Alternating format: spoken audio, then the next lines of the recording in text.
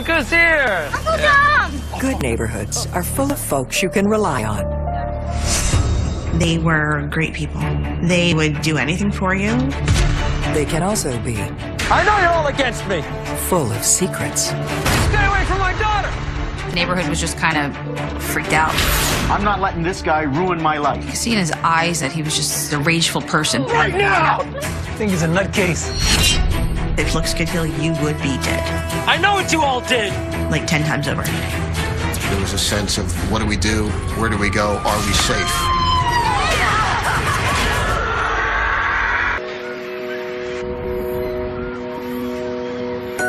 Seaside Heights, New Jersey is more than a playground for tourists. It's also a tight-knit community of hardworking people. It was a very quiet, family-oriented neighborhood, very safe. We never even had a lock on our door. Everyone was friends with everybody. It was really just a quaint neighborhood. What are you gonna do? Ready? I'm not gonna make it so easy for you. Come on. It's just the kind of place where single dad, Ed Lutz, wants to raise his daughter, Sarah. When Ed and Sarah's mom split, Ed did get custody of Sarah, except on the weekends. Sarah wanted to be who she was.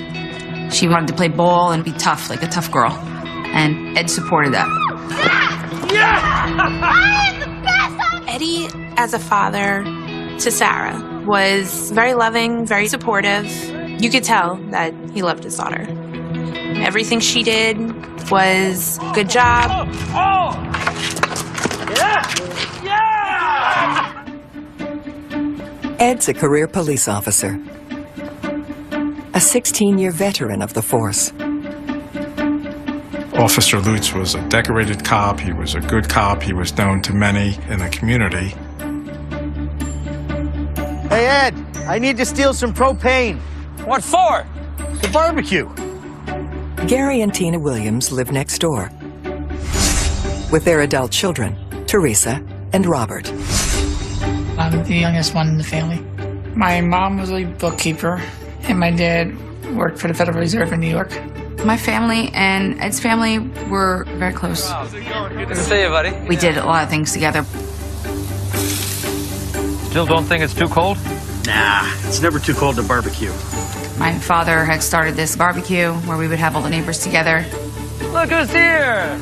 and everybody would come. Yeah. Uncle Tom! It's a fun time. We always look forward to it. Can you take that in the house? Thanks, sweetie.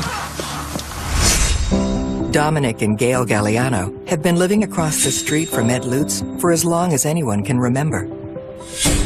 Their son Christopher has left home. But Sarah is as good as a second child. Gail and Dominic did treat Sarah like family. Gail treated her as she was one of her own. Because Gail never had that daughter. Hi, Cynthia. Come on in. How are you? Cynthia Griebel is not only another close neighborhood friend, she's also related to the Gallianos. Cindy is the Galliano's cousin. She was kind of like a cousin to me as well.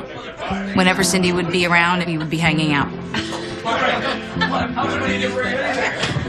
Ever since we were 5, we've known each other. You guys meet Sarah? Sarah! They say it takes a village to raise a child, and Sarah is that child.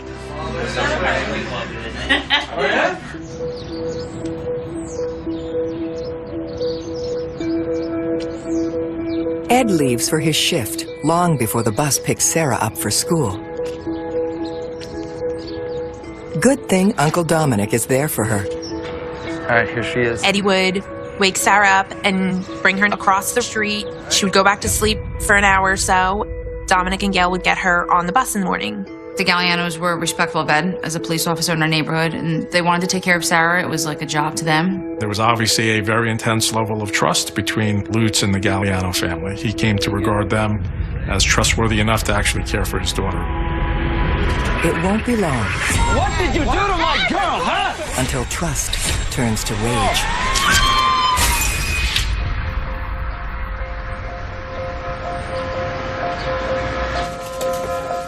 Every police department designates somebody as the weapons officer. Ed. Yeah. Send me your squad scores. Ed Lutz was responsible for maintaining the weapons room. You're a freaking sharpshooter. Thanks, Chief. Does that mean I get the promotion?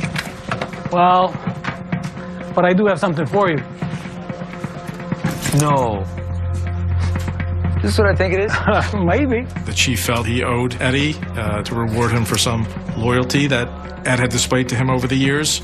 And so the MP5 was eventually purchased. Hey, guys, check out my new toy. He showed it to his friends. He let his friends hold it. That's why it became known as Eddie's toy. I knew you'd love it. Thank you. Although the weapon belongs to the police department, everyone knows who it's really for. I got one now. Between work and single parenting, Ed's life is full and rich. And it gets even better.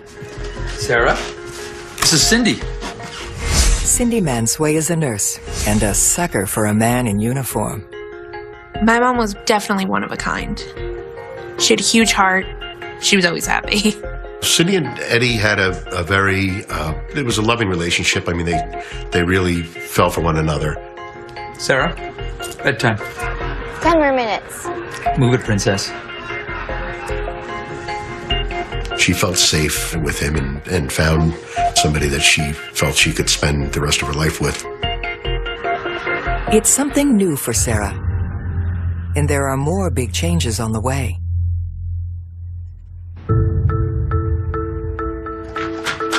Sarah, we're home. Ed asks Cindy to move in, Hi, Sarah. along with her 3 kids, Lindsay, Kyle, and Vinny.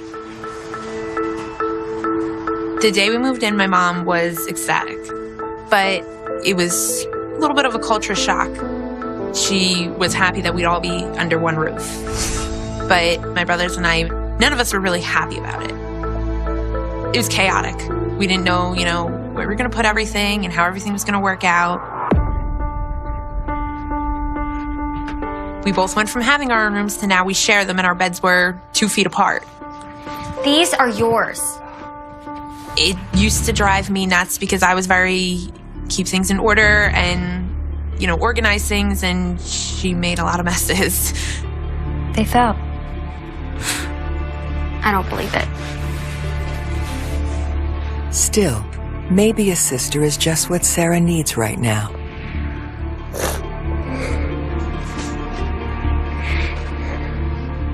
Sarah, is there something wrong?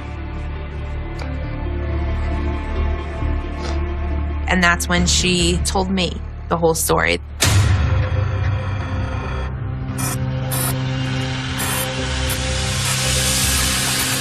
One morning, while Dominic was watching her, waiting for her to get on the school bus, she was sleeping. Sarah? And he exposed himself.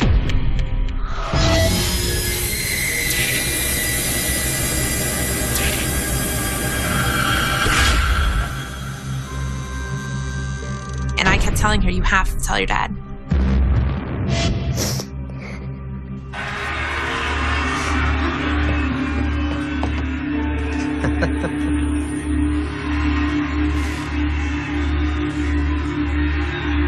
So what's wrong?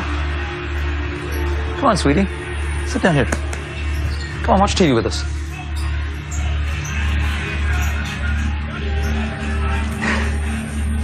That's nuts. I'm gonna tell you something very scary. Uncle Dominic. Obviously, any parent that had learned that that happened to their child would probably be upset, but Ed was beyond upset. And then Eddie got up, not in a screaming, psychotic manner or anything, just he got up and walked out the front door. Ed, what's going on? Ed! I was scared that he would kill somebody. What are you doing? What happened? Jeez. What are you doing? Come on, let's just go home, Ed.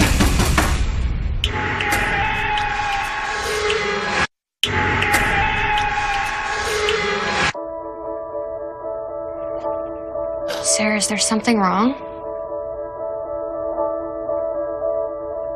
We were upstairs one night, and I was the first person that she ever told this to. Then, Sarah reveals her explosive secret to her father, Ed. Uncle Dominic did something very She says while she was sleeping, Dominic came in the room, woke her up, exposed himself. Ed Lutz heard this allegation, stopped whatever it was that he was doing, and stormed across the street. What are you doing? What happened? Ed! Ed, don't do this to me, Dad. Come on, Ed! What did you do to my girl, huh? What are you talking about? What did you do to my girl? Stop! Ed! Dominic's like, what are you doing? He goes, what is your problem? What the hell happened? Dominic said, it never happened. He protested, he denied it. Are you serious right now? He goes, after all that we've done for your daughter? You molested her! How could you say so? Yeah, you liar, you!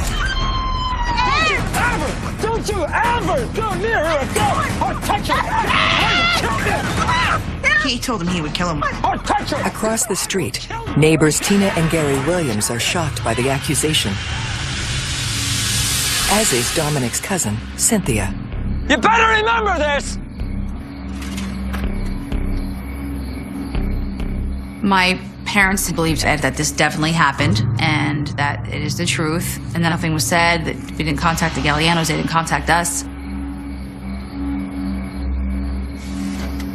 Because Ed was a police officer, this case moved comparatively quickly.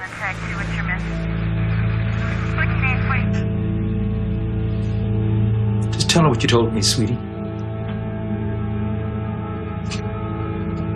Tell her the truth.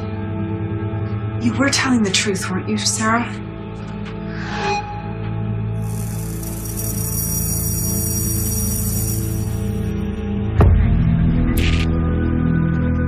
Dominic Galliano is charged with lewdness, sexual assault, and endangerment of a child.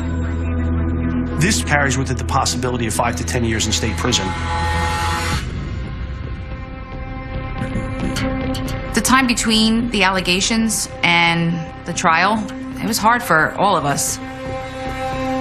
The neighborhood was just kind of freaked out. People looked at him different.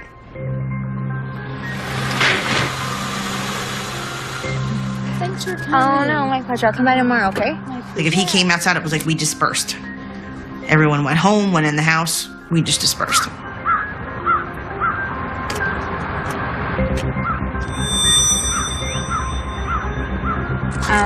Listen, I'll see you tomorrow, okay?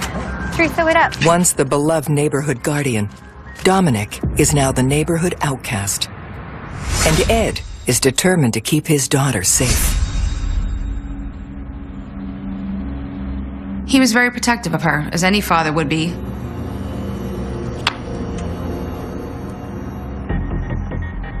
But before long, Teresa Williams begins to have her doubts. At first, when the allegations were made, I believed his daughter that this definitely happened. It took a few days, and I'm trying to swallow a pill that just wouldn't go down. When you hear something about somebody that you would never think could happen, they're saying it's true, and in your heart, you know it's not.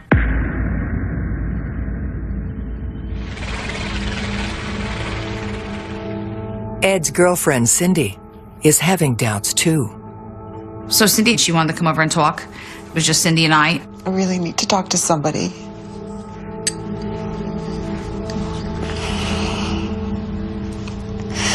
I think she's lying. She thinks that if somebody were to have those allegations, they wouldn't be acting the way they do. They'd be more fearful. Cindy, you need to say something.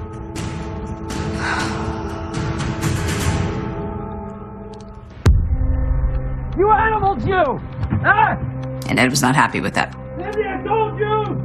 Don't want them! He loved Sarah. She was the center of his life. You got it! According to Eddie, my mom was wrong. Any suggestion that anything Sarah said might not have been 100% accurate was met with complete scorn. There were times that he was just very belligerent and very angry. Eddie would explode, and they would just scream and yell at each other, and this would go on for hours. Come on, hurry up!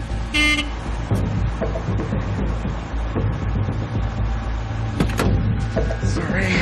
The next time Teresa sees Cindy, she's changed. She looked fearful. Like she would want to say hi, but she knew she couldn't say hi because she'd get in trouble.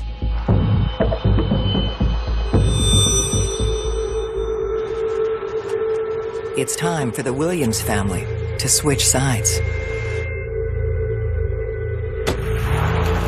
I knew that we had to come out and say something.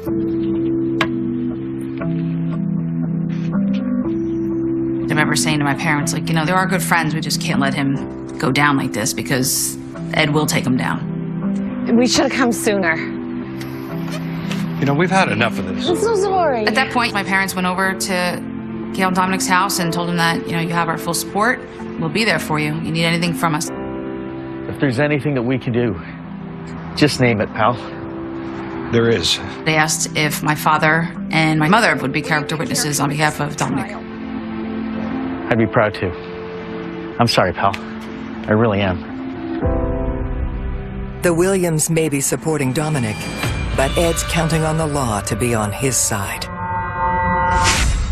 This was a very difficult and trying time for the Galliano family. They were worried because they knew that Ed Lutz was a cop, and they were afraid that he was going to use his influence as a member of law enforcement to bring trouble in the legal system to Dominic Galliano. They assembled some character witnesses who could vouch for Dominic. I remember Gary Williams testifying that Dominic was a good guy, they had a good relationship. Obviously, he made a good impression.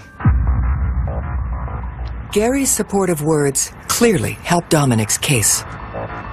This was the quickest verdict I'd ever been associated with up to that point or since. There was no forensic evidence, there was no video recording, there was no fibers from hairs or fingerprints or anything like that. There was no eyewitness. In an hour and 5 minutes, the jury acquitted Dominic of both charges. The state's evidence didn't give them much to consider. Dominic returns home, a free man. Gail and Dominic were, you know, relieved. Didn't have to worry about anything anymore. It was over, it was done. You perverts! All of you! Yeah, all of you! You! It's over. No, it's not. Enough. Go home. It is not over, I'll tell you that. I will have my day. Oh, yeah. I will have my day. Ed told Dominic that he would have his day. No, it's not. He said it over and over. You too. I know you're all against me.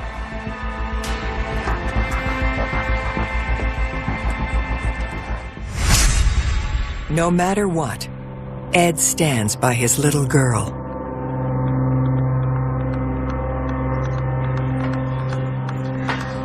You know, it's complicated, man. The young kids sometimes, you know... Hey, she's just 10 years old! Lutz was very mad. He felt that the justice system had been a complete failure. This was the justice system that he had dedicated his entire career to. Despite the fact that he was a police officer, he didn't want to hear about how the state may have lacked enough evidence to prove their case. He didn't want to hear any of that. And they all think she's lying. She doesn't lie. His daughter said it happened, therefore it happened, and if you didn't believe it 100%, you were somehow against him. Only one I can count on is right here. Huh? Right here. The only other anchor in Ed's life is Cindy. And finally, they make things official. She called me that Sunday to tell me that they'd gotten engaged and they loved each other and they were going to make a nice life for each other. You could see how happy my mom was. Hey, honey. Hey. Cindy's love overpowers Ed's anger.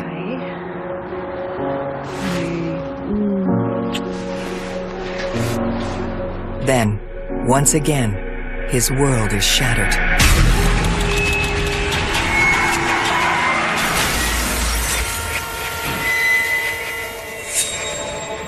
She was driving, and there was a school bus coming from the opposite direction. He plowed right into her.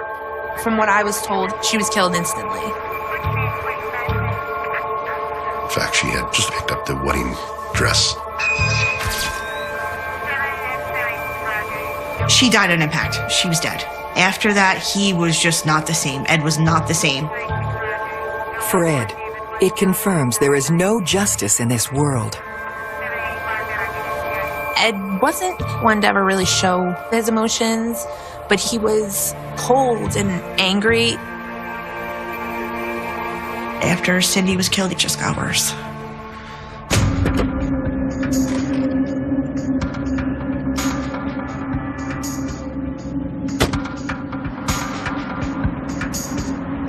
Ed, we heard what happened. We're really sorry. Don't talk to me! I know what you all did!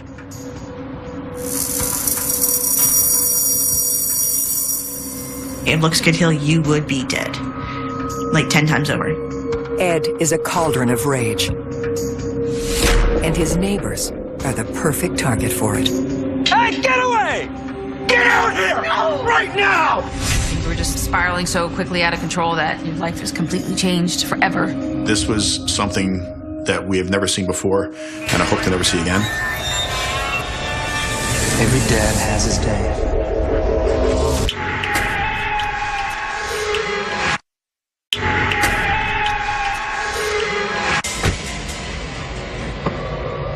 You perverts!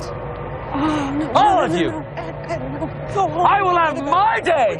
I will have Having the police officer in our neighborhood, it was fine at first when we all got along, and then shortly afterwards when everything started going down, it got to the point where it was creepy. You too! Ed was angry with everybody in the neighborhood. Ed Lutz is enraged when child molestation charges against his neighbor, Dominic Galliano, are thrown out. And the death of his fiancée, Cindy, makes everything worse. After Cindy was killed, the slightest thing would make him go off the deep end. You could see that he was unstable, just very unstable.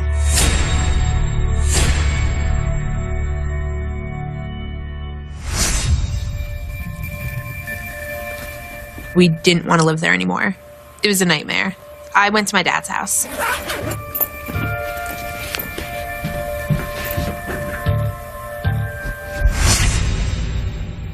Once again, Ed and Sarah are alone. Though it's not like it used to be.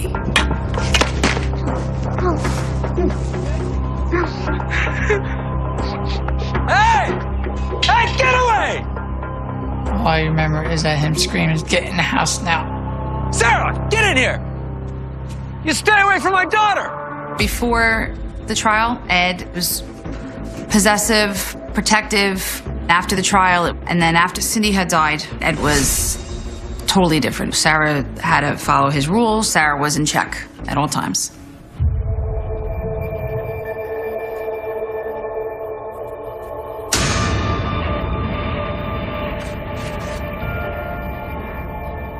Ed will do what it takes to keep his daughter from harm. And that means cleaning up the neighborhood.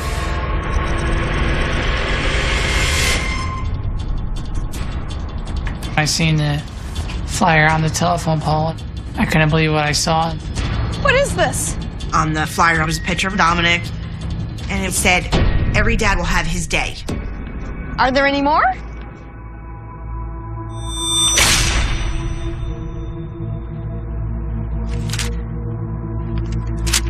We actually spent like an hour pulling them off telephone poles. You guys bring them up all over the street! I'm sure Lutz felt entitled to harass the Gallianos because he believed that they had done something horrible to his daughter. These people are sick. And we have to do something about that. Ed felt betrayed by our family and anybody else that stuck up for Dominic. Every dad has his day. I was scared. What is he going to do next? What is it? We had our tires slashed. There was paint on the side of my car.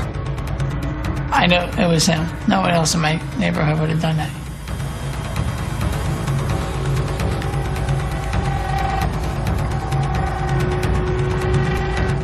The Galliano's car is vandalized as well. And he was peeking through the window, looking at us.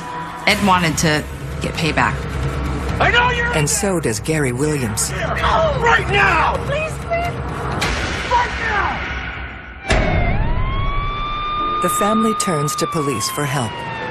It said Lutz. L-U-T. Yeah, we know him. Of course you know him. You work with the guy. You can't prove it, though. We know it was him. You already told me you didn't see him. Everybody knows it was him. The cops said we couldn't place him cutting the tires, so we couldn't prove it was him. There was no real follow-up, no real investigation, no effort to confront Lutz. Calling the police about another police officer, nothing's going to be done. Ed knows there's going to be no recourse against him. A superior had reviewed the report and had directed the officer to change the report to remove Ed Lutz's name as the suspect and to instead list the suspect as unknown. As things progressed, we see a more steady deterioration in his mental condition, multiple instances crying out that Ed Lutz is abusing alcohol. He's being thrown out of local bars in Seaside Heights. He essentially beat up a police car when he left the bar while intoxicated. Ed's drinking leads to another addiction, gambling. Ed Lutz was losing money in Atlantic City, around $68,000. Eventually, word of his behavior makes it around the precinct, and his career takes a hit. Ed, sorry, buddy. Don't buddy me. You know I deserve that promotion. Ed Lutz was angry at the chief for not having promoted him to sergeant.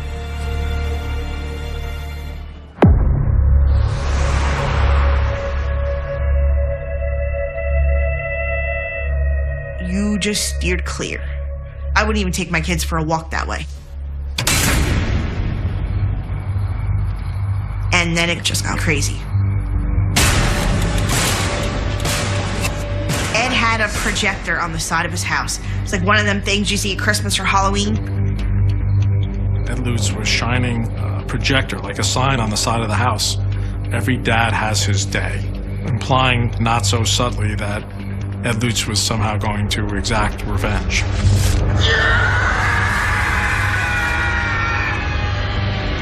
And it was on his house so that it would be facing the Galliano's house.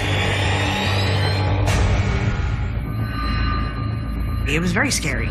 Him being a cop, you know, he could kill you in 100 ways and nobody would know. Gail and Dominic just, they just couldn't believe this was happening to them.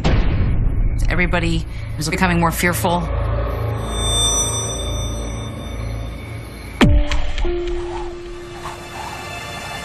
I can't do this to my family. Eddie's friggin' crazy. Maybe it's time. No, it's not. I think it was up in the air whether we were gonna leave. Is it time to move? Should we move? My father is not the type of person to run from danger or fear. He didn't want to leave. Our kids grew up here. As the Williams and Gallianos stand together, Ed continues to unravel. He had a growing sense of paranoia. He was just nuts. He looked like a loose cannon, like ready to just burst. Tragedy today is a retired police officer kills several of All he needs is something to push him over the edge. A retired Newark police officer named John Maybe actually killed 4 people. Not too far from where Lutz and the Gallianos lived. It was really a shocking event. At this time, it is unclear what motive. Shocking to some, but not to a man who's looking for his own justice. He couldn't tolerate having the Gallianos go about their business unpunished. A lot of the people in the neighborhood, they're in shock that a police officer would do this. I had never seen a crime scene of this magnitude.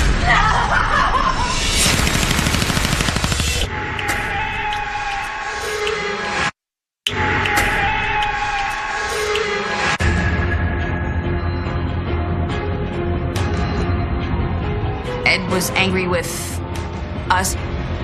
He was angry with the Gallianos. He turned against everybody. You could almost see in his eyes that he turned violent. within himself. I think that he just wanted to seek some type of revenge after everything that happened. Our kids go to school here. Ed Lutz realizes his neighbors will never move. Now he's inspired by John Mabey, a retired cop who went on a killing spree.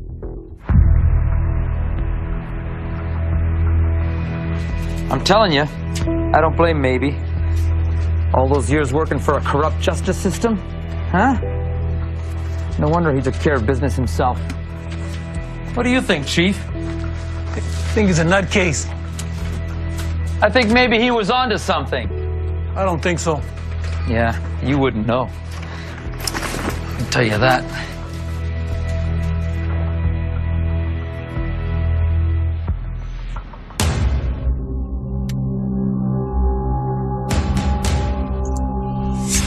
His drinking's out of control. His gambling's out of control. And then he took it to a whole nother level.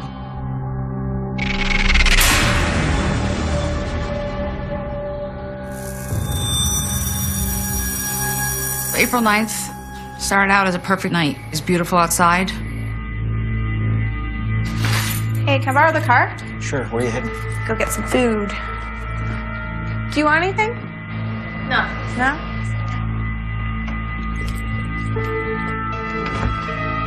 Hey, I'm gonna go get some food. Do you want anything? I'm good, thanks. I was watching TV, just hanging out. My dad was getting ready for work the next day. And then my sister went out. I left the house to go for a ride just to clear my mind. I was gone for about maybe 18 minutes. A lot can happen in 18 minutes.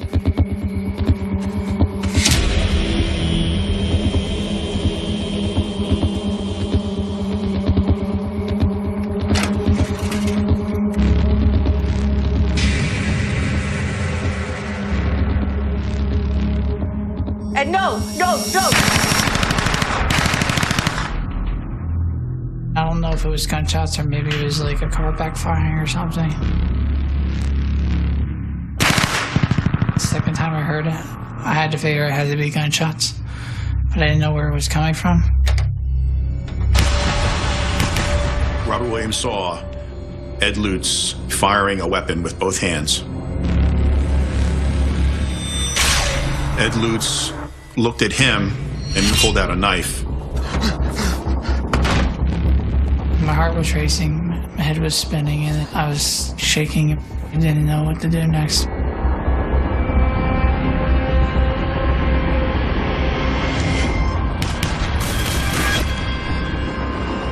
And then that's when I jumped out the window.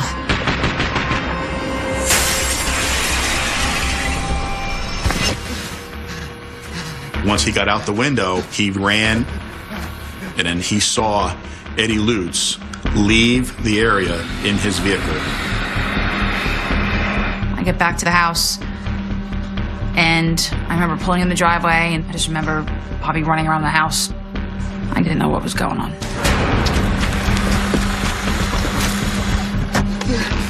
Mom and Dad. Mom and Dad are dead. They're dead. And I remember saying to him, that's not funny. You don't joke around about that. Come on.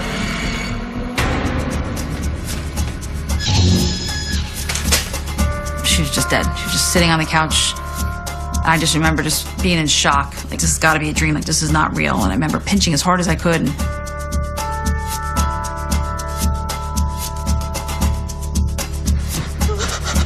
Bobby said, you know, Dad was shot too. It was just like a double shocker. You don't expect that, especially when you're gone for, 15, 20 minutes. No, Dad! Daddy! I lost it at that point. I just said, I can't do this. I can't believe this is happening. And I hear the SWAT team.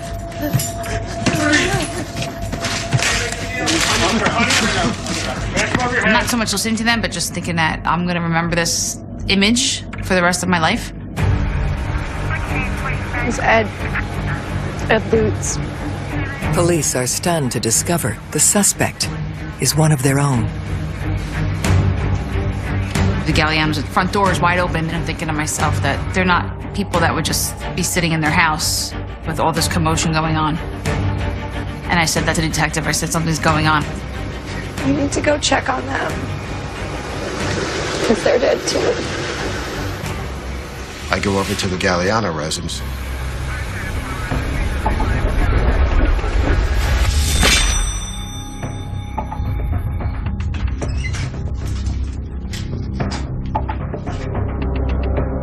I observed one deceased male subject who appeared to have sustained several gunshot wounds to the chest. He was laying on his back with his arms out in front of him. Detective Mitchell retraces the steps of a cop on a rampage. Christopher Galliano is the first to face Ed's wrath.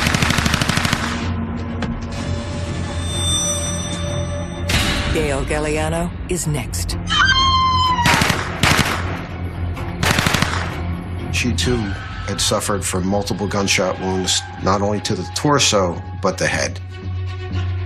He's using what he's trained to do, how to shoot that weapon efficiently and how to eliminate threats, in this case, kill people.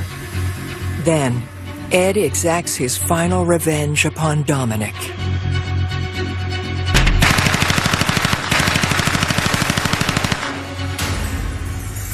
Dominic Galliano had sustained multiple gunshot wounds.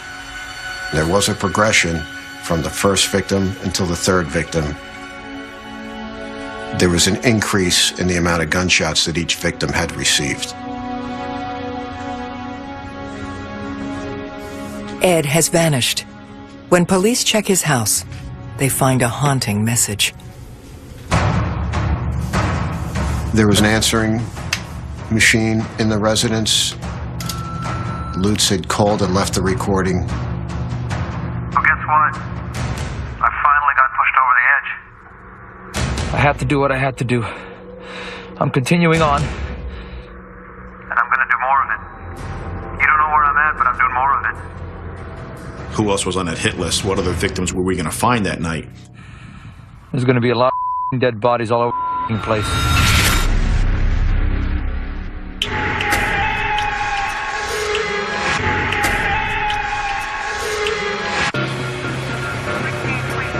They said there's cops everywhere.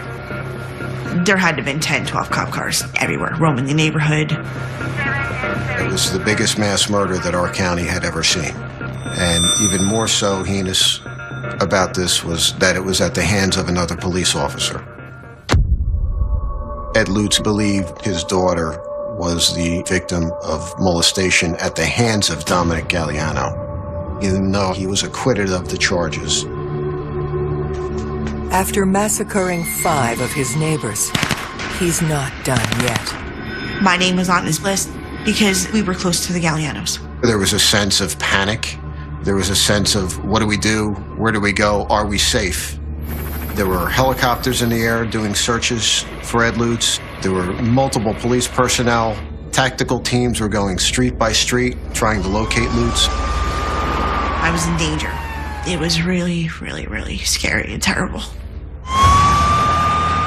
As police continue their manhunt, Ed Lutz hones in on his next target. Ed Lutz was on his way to kill Chief Costello. He felt angry at the chief for not having promoted him to sergeant.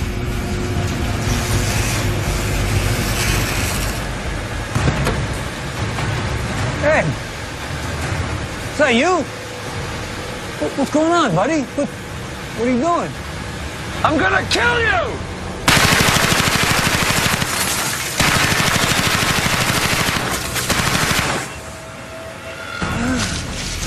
Chief Costello narrowly escapes death. The chief laid in his backyard, shot and suffering significant injuries.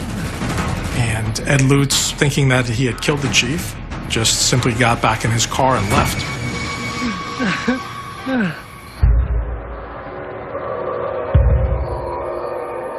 The entire county goes on high alert. I get a phone call. My husband answers the phone. It's Tom River Police Department. He goes, you need to get her out of that house immediately. Get her out of that house now.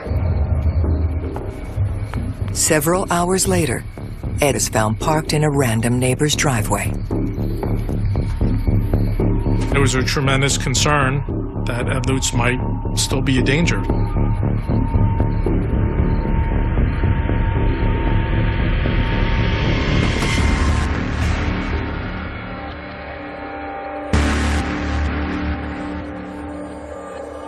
positive identification has been made that it is Mr. Lutz in the vehicle.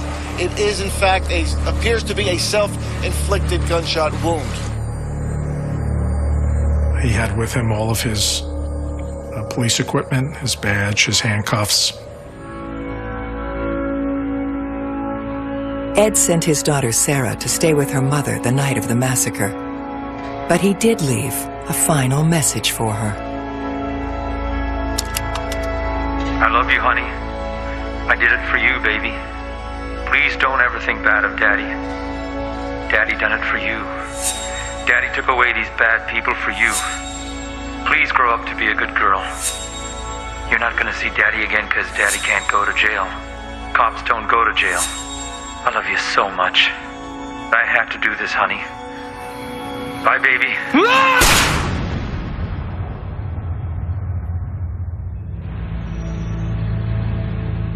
Sarah left the neighborhood to live with family and never returned. Gail and Dominic, they didn't do anything.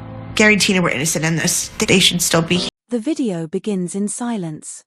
Not the comforting kind of silence, the kind that fills a room at night, but a colder, hollow absence, like something waiting just outside the frame. The screen is dim, the lighting uneven, casting long shadows that seem to stretch and breathe with a life of their own. There is a bed. A wall. Nothing extraordinary at first glance. Nothing that prepares you for what is about to unfold. And yet, for those who stumbled upon it in the early hours of that day in 2012, there was an immediate sense that something was wrong. Not loud. Not obvious. Just wrong. The file had a title designed to provoke, to lure curiosity into clicking play. By the time the first seconds passed, curiosity had already turned into dread. The camera did not shake. It did not rush. It lingered. Whoever was behind it wanted the viewer to watch, really watch. Every frame felt deliberate, almost rehearsed, as if this wasn't just an act of violence, but a performance crafted for an audience. Some viewers closed the video within seconds. Others couldn't. They stayed, frozen, trapped in the same way people slow down to look at accidents on the highway, even when every instinct tells them not to. And what they saw in those moments would follow them long after the screen went dark. But the horror didn't end with the video itself. Because this wasn't a recording that vanished quietly into the corners of the internet. It spread. Fast. Links appeared, disappeared, then reappeared again on different platforms. Forums lit up with confusion, fear, and disbelief. Was it real? Was it staged? Was it some kind of elaborate hoax designed to shock and manipulate? And then came the realization that made everything heavier, darker, impossible to dismiss. It was real.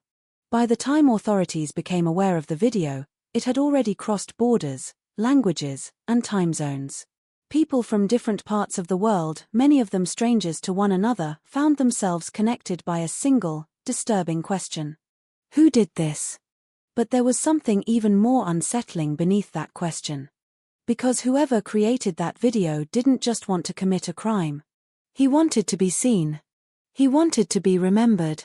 And most chilling of all, he wanted to be talked about. As investigators began to trace the origins of the footage, they discovered that this wasn't the beginning. It was the escalation. The final act in a series of increasingly disturbing behaviors that had been quietly unfolding online, hidden in plain sight. Months before this moment, there had already been warning signs, videos that disturbed viewers, whispers across online communities, fragments of a digital trail that pointed toward someone who wasn't just seeking attention, but chasing it with an intensity that bordered on obsession. An obsession with fame. Not the kind earned through talent or achievement, but the kind carved out through shock, fear, and notoriety. And somewhere, behind a screen, there was a man watching it all unfold. Watching the reactions. Reading the comments. Seeing his name begin to circulate, slowly at first, then faster, louder, impossible to ignore. For him, this wasn't chaos. It was control. What made this case so uniquely disturbing wasn't just the crime itself, but the way it blurred the line between reality and performance. The internet, a place designed to connect people, had become a stage. And the audience, millions of unsuspecting users, had been pulled into a narrative they never agreed to be part of. Some tried to help. Amateur investigators formed groups, analyzing every frame of earlier videos, searching for clues hidden in reflections, shadows, background noises. They weren't trained professionals. They were ordinary people, driven by a mix of curiosity, horror, and a desperate need to stop whoever was responsible. But they were always one step behind. Because the person they were chasing wasn't just reacting to attention. He was orchestrating it. Every post, every upload, every disappearance, it all felt intentional, like pieces of a puzzle scattered across the internet. And as those pieces slowly came together, a portrait began to emerge. Not of a faceless monster hiding in the dark, but of someone who had spent years carefully constructing an identity. An identity built on illusion. Names that changed. Stories that shifted. Images that blurred the line between truth and fabrication. It was as if he understood something fundamental about the digital age, that visibility could be manufactured, that notoriety could be engineered, and that in a world obsessed with attention, even the most horrifying acts could become a form of currency. And he was spending it freely. Back in Montreal, life continued as usual, at least on the surface.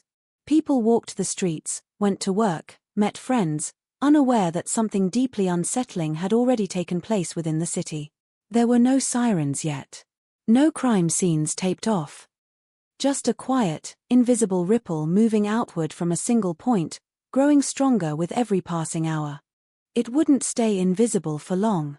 Because soon, physical evidence would begin to appear. Packages. Delivered through ordinary channels. Handled by unsuspecting workers. Each one carrying a piece of a story that was far from over. When the first package was discovered, confusion quickly turned into alarm. Authorities were notified. Procedures were followed. But there was no protocol for something like this, not for the sheer audacity, not for the calculated nature of it. Whoever had done this wasn't trying to hide. He was announcing himself. And the message was clear. Look at me. That was the thread connecting everything, the videos, the online presence, the escalation, the aftermath. This wasn't random. It wasn't impulsive. It was deliberate, constructed, and above all, performative. Some crimes are committed in moments of rage. Others in desperation. But this one unfolded like a script, each act building on the last, each decision pushing the boundaries further, testing how far someone could go before the world was forced to pay attention. And now, the world was watching. As the investigation began to take shape, one question lingered above all others. Not just who committed the crime, but why it had been done this way. Why record it? Why share it? Why ensure that it could never be unseen? The answer wasn't simple. It wouldn't come all at once. It would reveal itself slowly, through fragments of a life that, on the surface, seemed ordinary. But beneath that surface was something far more complex, a mix of insecurity, ambition, delusion, and a relentless hunger for recognition. A hunger that would ultimately lead to one of the most disturbing cases of the modern digital era. Because this wasn't just a story about violence. It was a story about attention. About identity. About the dangerous intersection between the two. And as investigators, journalists, and ordinary people began to piece together what had happened, they would come to realize something deeply unsettling. The man they were searching for had been telling them who he was all along. They just hadn't been listening. Not until it was too late. Montreal in late spring carries a quiet kind of beauty, the kind that doesn't demand attention but settles gently into your senses. The air softens after months of biting cold, and the city exhales. Sidewalk cafes begin to fill again, chairs scraping lightly against pavement as conversations drift between French and English, laughter rising in uneven bursts. Trees along residential streets return to life, their leaves catching the light in shifting shades of green. It is a season of renewal, of movement, of ordinary lives continuing in familiar rhythms. In neighborhoods like Côte des Neiges, where cultures overlap and stories from around the world converge, the days unfold with a predictable calm. Students pass through the area with backpacks slung over their shoulders, heading toward universities or part-time jobs. Immigrant families run small businesses, their storefronts modest but full of life. There is a sense of transition here, people arriving, building something new, chasing futures that feel just within reach. It was in this part of the city that a small apartment building stood, unremarkable in every sense. The kind of place you would walk past without a second glance. Its exterior showed signs of age, paint slightly worn, balconies cluttered with personal belongings, plants, old chairs, the quiet evidence of daily life. Inside, the hallways carried the faint smell of cleaning products mixed with something older, something harder to define. Doors remained closed. Neighbors nodded politely but rarely lingered. Privacy was respected, sometimes to the point of invisibility. Behind one of those doors lived a man who had spent years trying to be seen. Before the world would come to know the name Luca Magnotta, he was Eric Clinton Newman, a boy growing up in a fractured environment that offered little stability and even less clarity. His early life was marked by tension, instability, and a sense of disconnection that seemed to follow him into adulthood. Those who encountered him later would describe a man who appeared carefully constructed, as if every gesture, every expression, had been practiced in front of a mirror. He understood appearances. More importantly, he understood how to manipulate them. By his early 20s, he had begun crafting an identity that was fluid, adaptable, and often detached from reality. He moved between cities, between personas, between stories. There were moments when he presented himself as a model, posing for photos that highlighted a curated version of himself, confident, composed, desirable. In other moments, he stepped into the world of adult entertainment, where identity could be reshaped as easily as a stage name. But beneath these shifting surfaces, there was a pattern that became increasingly difficult to ignore. A need. Not just to exist, but to be recognized. To be noticed. To be talked about. This need didn't express itself in loud or obvious ways at first. It appeared in small details, in the way he spoke about himself, in the stories he told that seemed just slightly too polished, too deliberate. There were inconsistencies, but they were easy to overlook, especially in a world where reinvention is often encouraged. The internet became his most powerful tool. Online, he could be anyone. He could control the narrative. He could erase, rewrite, and amplify different versions of himself with a few clicks. Profiles appeared under various names, each one presenting a slightly different angle of the same person. Some emphasized glamour, others vulnerability, others hinted at connections to wealth or influence that were difficult to verify. And then there were the rumors. Stories began to circulate in certain corners of the internet, suggesting that he was connected to powerful individuals, that he lived a life far more extravagant than what could be observed from the outside. These claims were never substantiated, but they didn't need to be. Their purpose wasn't to convince, it was to intrigue. To create curiosity. To keep people looking. For a while, it worked. But attention on the internet is fleeting. What captures interest one day is forgotten the next. Trends shift. Audiences move on. And for someone whose sense of identity was so closely tied to being seen, this impermanence wasn't just frustrating, it was unbearable. So the strategy began to change. Subtlety gave way to shock. In the months leading up to 2012, videos started appearing online that disturbed those who encountered them. They weren't widely shared at first. In fact, many people only found them by accident, buried in obscure forums or passed between users who weren't entirely sure what they were watching. The content was unsettling, difficult to process, and impossible to forget. What stood out wasn't just what was shown, but how it was presented. The framing. The pacing. The sense that whoever created these videos understood exactly how to provoke a reaction. There was an awareness behind the camera, a calculated intent that suggested this wasn't impulsive behavior. It was deliberate. Designed. And once again, the internet responded. Not in the way he might have initially imagined, but it responded nonetheless. Discussions began to form. Small communities of users started analyzing the footage, searching for clues that might reveal the identity of the person responsible. They dissected backgrounds, paused frames, examined reflections, looking for anything that could anchor the videos in reality. In doing so, they gave him exactly what he wanted: attention. But it still wasn't enough. Because attention, once gained, must be sustained. It must be fed, escalated, intensified. And for someone already operating on the edge of constructed identity and reality, escalation becomes not just an option, but an inevitability. Back in Montreal, the apartment remained quiet. There were no outward signs of what was building inside. No disturbances that would have alerted neighbors, no visible disruptions to the routine of the building. Life continued in parallel, one layer visible and ordinary, the other hidden and increasingly unstable. Inside that space, time moved differently. Plans formed.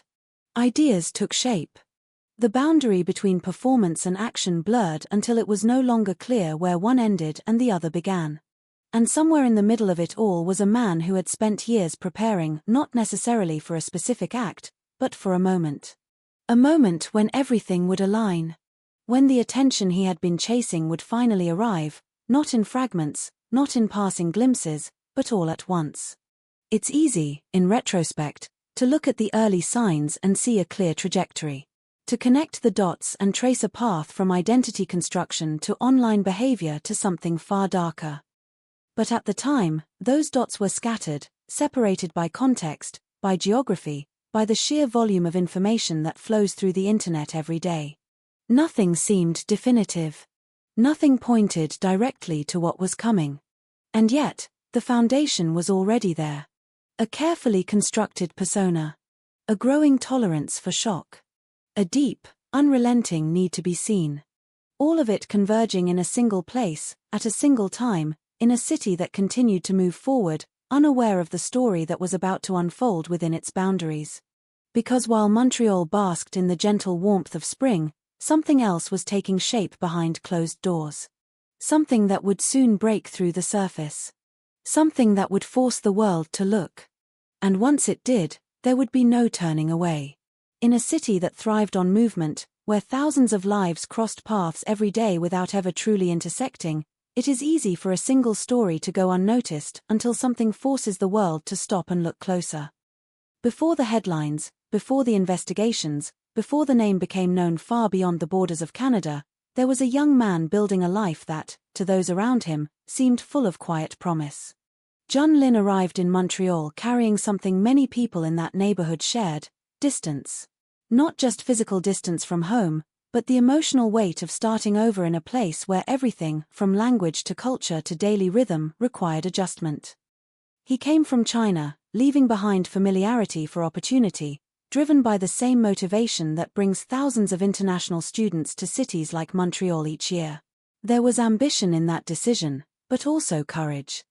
The kind that doesn't announce itself, but reveals itself in small, consistent acts, waking up each morning, navigating a new world, refusing to give up when things feel uncertain.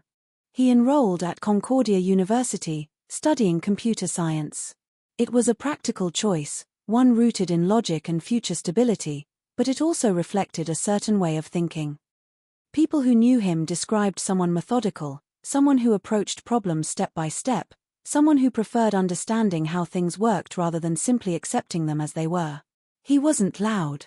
He wasn't the kind of person who filled a room with his presence. But he was steady, and there was a quiet warmth in the way he interacted with others. His life in Montreal wasn't defined by grand moments. It was built on routine. Classes during the day, part-time work to support himself, small social circles that grew gradually over time. He worked at a convenience store, the kind of job that places you in brief contact with dozens of strangers every shift. Transactions were simple items scanned, money exchanged, polite words spoken, but within those brief moments, a pattern emerges. Regular customers. Familiar faces. A sense of belonging that forms slowly, almost without notice. To some, That kind of life might seem uneventful.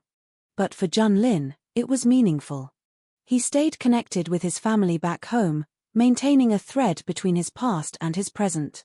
Messages, calls, updates about his studies and daily experiences, small reassurances that he was doing well, that the distance, though significant, was manageable.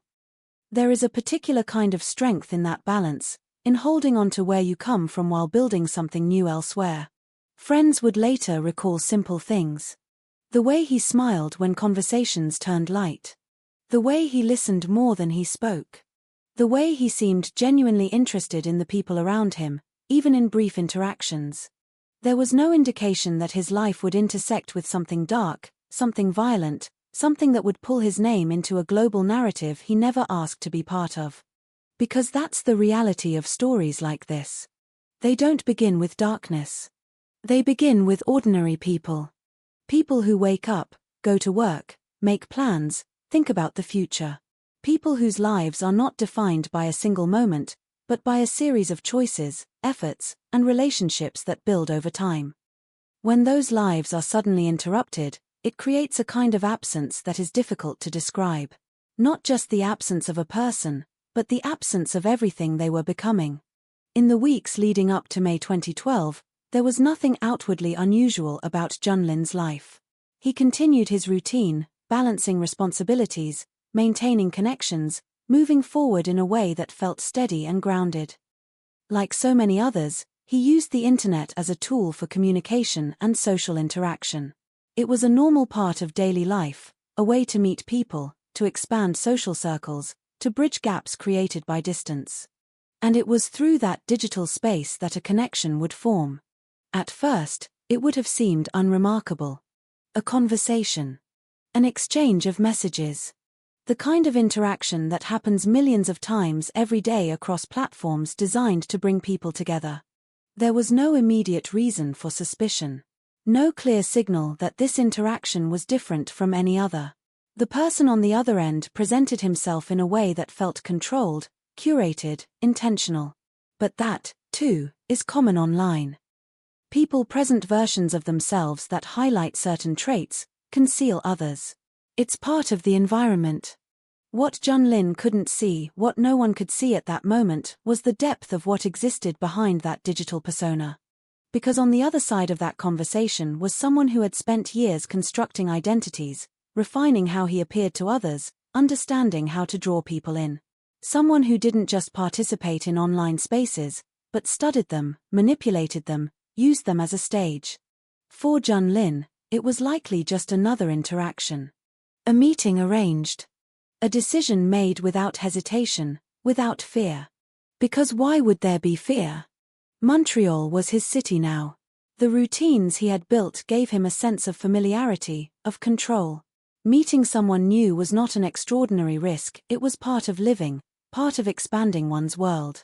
And so, at some point in late May, he agreed to go to an apartment. An ordinary building. An ordinary door. There is a moment, in every story like this, that exists just before everything changes. A moment that, in hindsight, feels heavy with significance, but in real time passes without notice. It could be a step taken across a threshold, a glance at a phone, a brief hesitation that never fully forms. For Jun Lin, that moment came quietly. No warning. No indication. Just a continuation of what seemed like an ordinary day. And then, the world shifted. What makes his story so important to tell is not just the way it ended, but the way it began. Because behind every headline, every investigation, every detail that would later be analyzed and discussed, there was a person whose life extended far beyond a single event. A son. A student. A friend. Someone who had traveled across the world to build something meaningful, who had navigated challenges with resilience, who had found his place, piece by piece, in a city that thrives on stories like his. When tragedy strikes, there is a tendency to focus on the act itself, on the perpetrator, on the shock and horror of what occurred. But in doing so, it becomes easy to lose sight of the person at the center of it all, the one whose life was interrupted, whose future was taken, whose story deserves to be remembered in full, not reduced to a single chapter. Jun Lin's story is not defined by the moment that brought his name into global attention. It is defined by everything that came before. By the journey that led him to Montreal. By the quiet determination that shaped his daily life. By the connections he built, the goals he pursued, the future he was working toward. And it is in remembering those details, those small, human elements, that we begin to understand the true weight of what was lost. Because before the investigation, before the headlines, before the world began asking questions, there was simply a young man living his life. Unaware that he was about to become part of a story that would change everything. There are moments in life that pass without resistance, where one decision flows naturally into the next, where nothing feels out of place. Late May in Montreal carried that same quiet rhythm, the kind that encourages movement without hesitation. For Jun Lin, that day did not arrive with a sense of danger. It arrived like any other, shaped by routine, by small expectations, by the assumption that the world would continue as it always had. Somewhere between messages exchanged and a plan agreed upon, a meeting was set. It wasn't unusual. It wasn't reckless. It was the kind of interaction that had become normalized in a digital age where connections often begin through screens before stepping into the physical world. There was no visible reason to suspect that this encounter would be any different. The apartment building stood as it always had, quiet, unassuming, its presence blending into the surrounding streets without drawing attention. The entrance was ordinary, the hallway dimly lit, each door marking a separate life contained within its own private space. Behind one of those doors waited Luca Magnotta, a man who had spent years refining how he presented himself, how he drew people in, how he controlled what others saw and what they didn't. Inside the apartment, the environment reflected a kind of deliberate staging. Objects were placed with intention, not necessarily to create comfort, but to shape perception.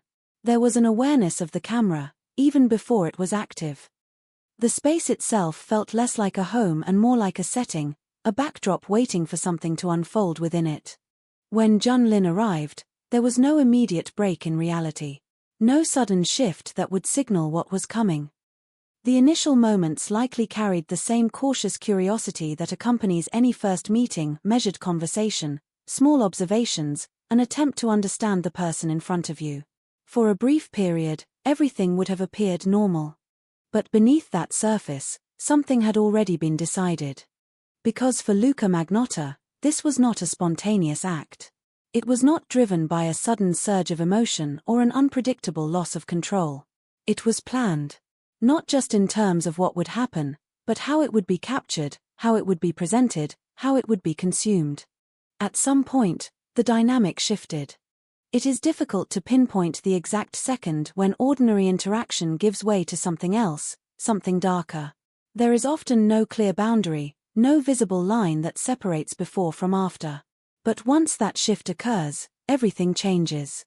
The atmosphere tightens. Movements become more deliberate. The space that once felt neutral begins to close in. What followed was an act of violence carried out with a level of control that suggests preparation rather than impulse. The details of that moment are not defined by chaos, but by precision. The presence of a camera introduced a new dimension, one that transformed the act into something beyond itself. It was no longer confined to that room, to that moment in time. It was being recorded, preserved, prepared for an audience that did not yet know it existed. This is what sets this case apart from so many others. The intent was not only to commit the act, but to ensure that it would be seen. Throughout the sequence, the camera did not waver. It did not capture by accident. It followed, observed, documented. There was an unsettling sense of awareness behind it, as though every movement had been considered in advance. The framing, the pacing, the duration, it all pointed to a level of intention that extended beyond the immediate moment. For Jun Lin, the experience was not just an act of violence, but a betrayal of trust, of expectation, of the basic assumption that a meeting between two people would remain within the bounds of normal human interaction.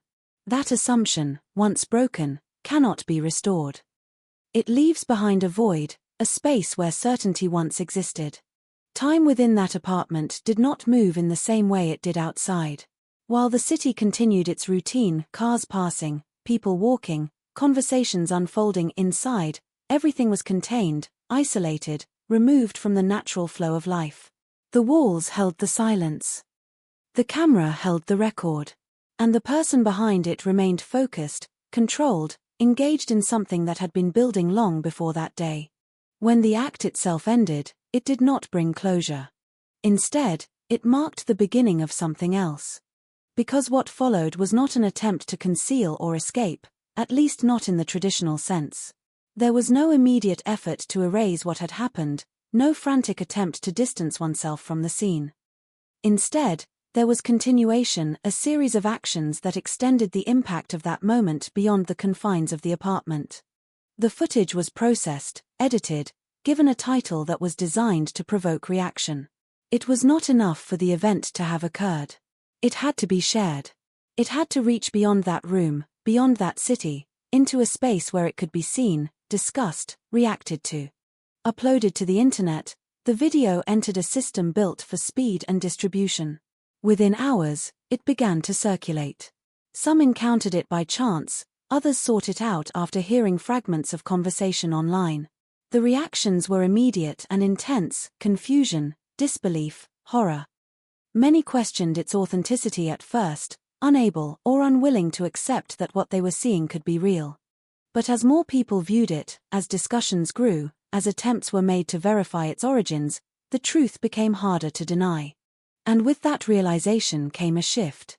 Because this was no longer just an isolated act. It was a public event. Back in the apartment, the aftermath continued. Actions were taken that suggested not panic, but method. There was a process, a sequence, a continuation of intent that aligned with everything that had come before. The same calculated mindset that had shaped the act itself now guided what came next. Outside, the city remained unaware. Montreal moved through its days as it always had, its residents going about their routines, unaware that something had already occurred that would soon disrupt that sense of normalcy.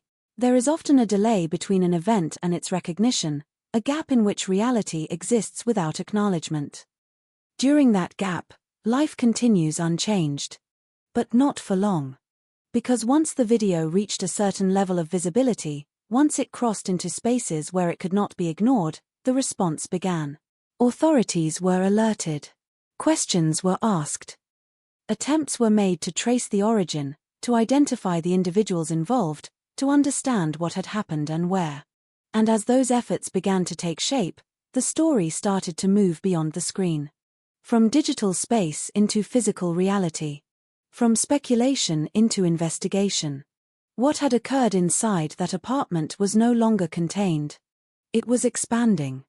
And with every passing hour, the distance between the act itself and the world's awareness of it grew smaller. Until eventually, there would be no distance at all. The first sign that something had gone terribly wrong did not come from a crime scene, or a frantic phone call, or even a missing persons report. It arrived in a way so ordinary, so routine, that no one involved could have anticipated what they were about to encounter. A package moved through the postal system, handled like thousands of others that pass through sorting facilities every single day. It was processed, scanned, redirected, carried from one point to another by people who had no reason to suspect that anything about it was unusual. Until it was opened. Inside one of Canada's federal political offices, what began as a normal workday shifted in an instant. The package had been addressed to the headquarters of the Conservative Party of Canada, a place accustomed to receiving correspondence from across the country. Staff members were familiar with routine procedures, accustomed to sorting through letters and parcels without a second thought. But this was different. The moment the contents were revealed, confusion gave way to alarm, and alarm quickly turned into something far more serious. Authorities were contacted immediately. At first, there was uncertainty. Situations like this do not come with clear instructions, no predefined script to follow. But as trained personnel arrived and began to assess the situation, the gravity of what had been discovered became impossible to ignore. This was not an isolated incident. It was part of something larger, something that had already begun to unfold beyond the walls of that office. Almost simultaneously, another package surfaced. This one had been addressed to the office of Stephen Harper, the Prime Minister at the time. Security measures intensified instantly. What had initially seemed like a singular, shocking discovery was now revealing itself as a coordinated act, deliberate in its execution and broad in its intended impact. The realization spread quickly through law enforcement channels. This was not random.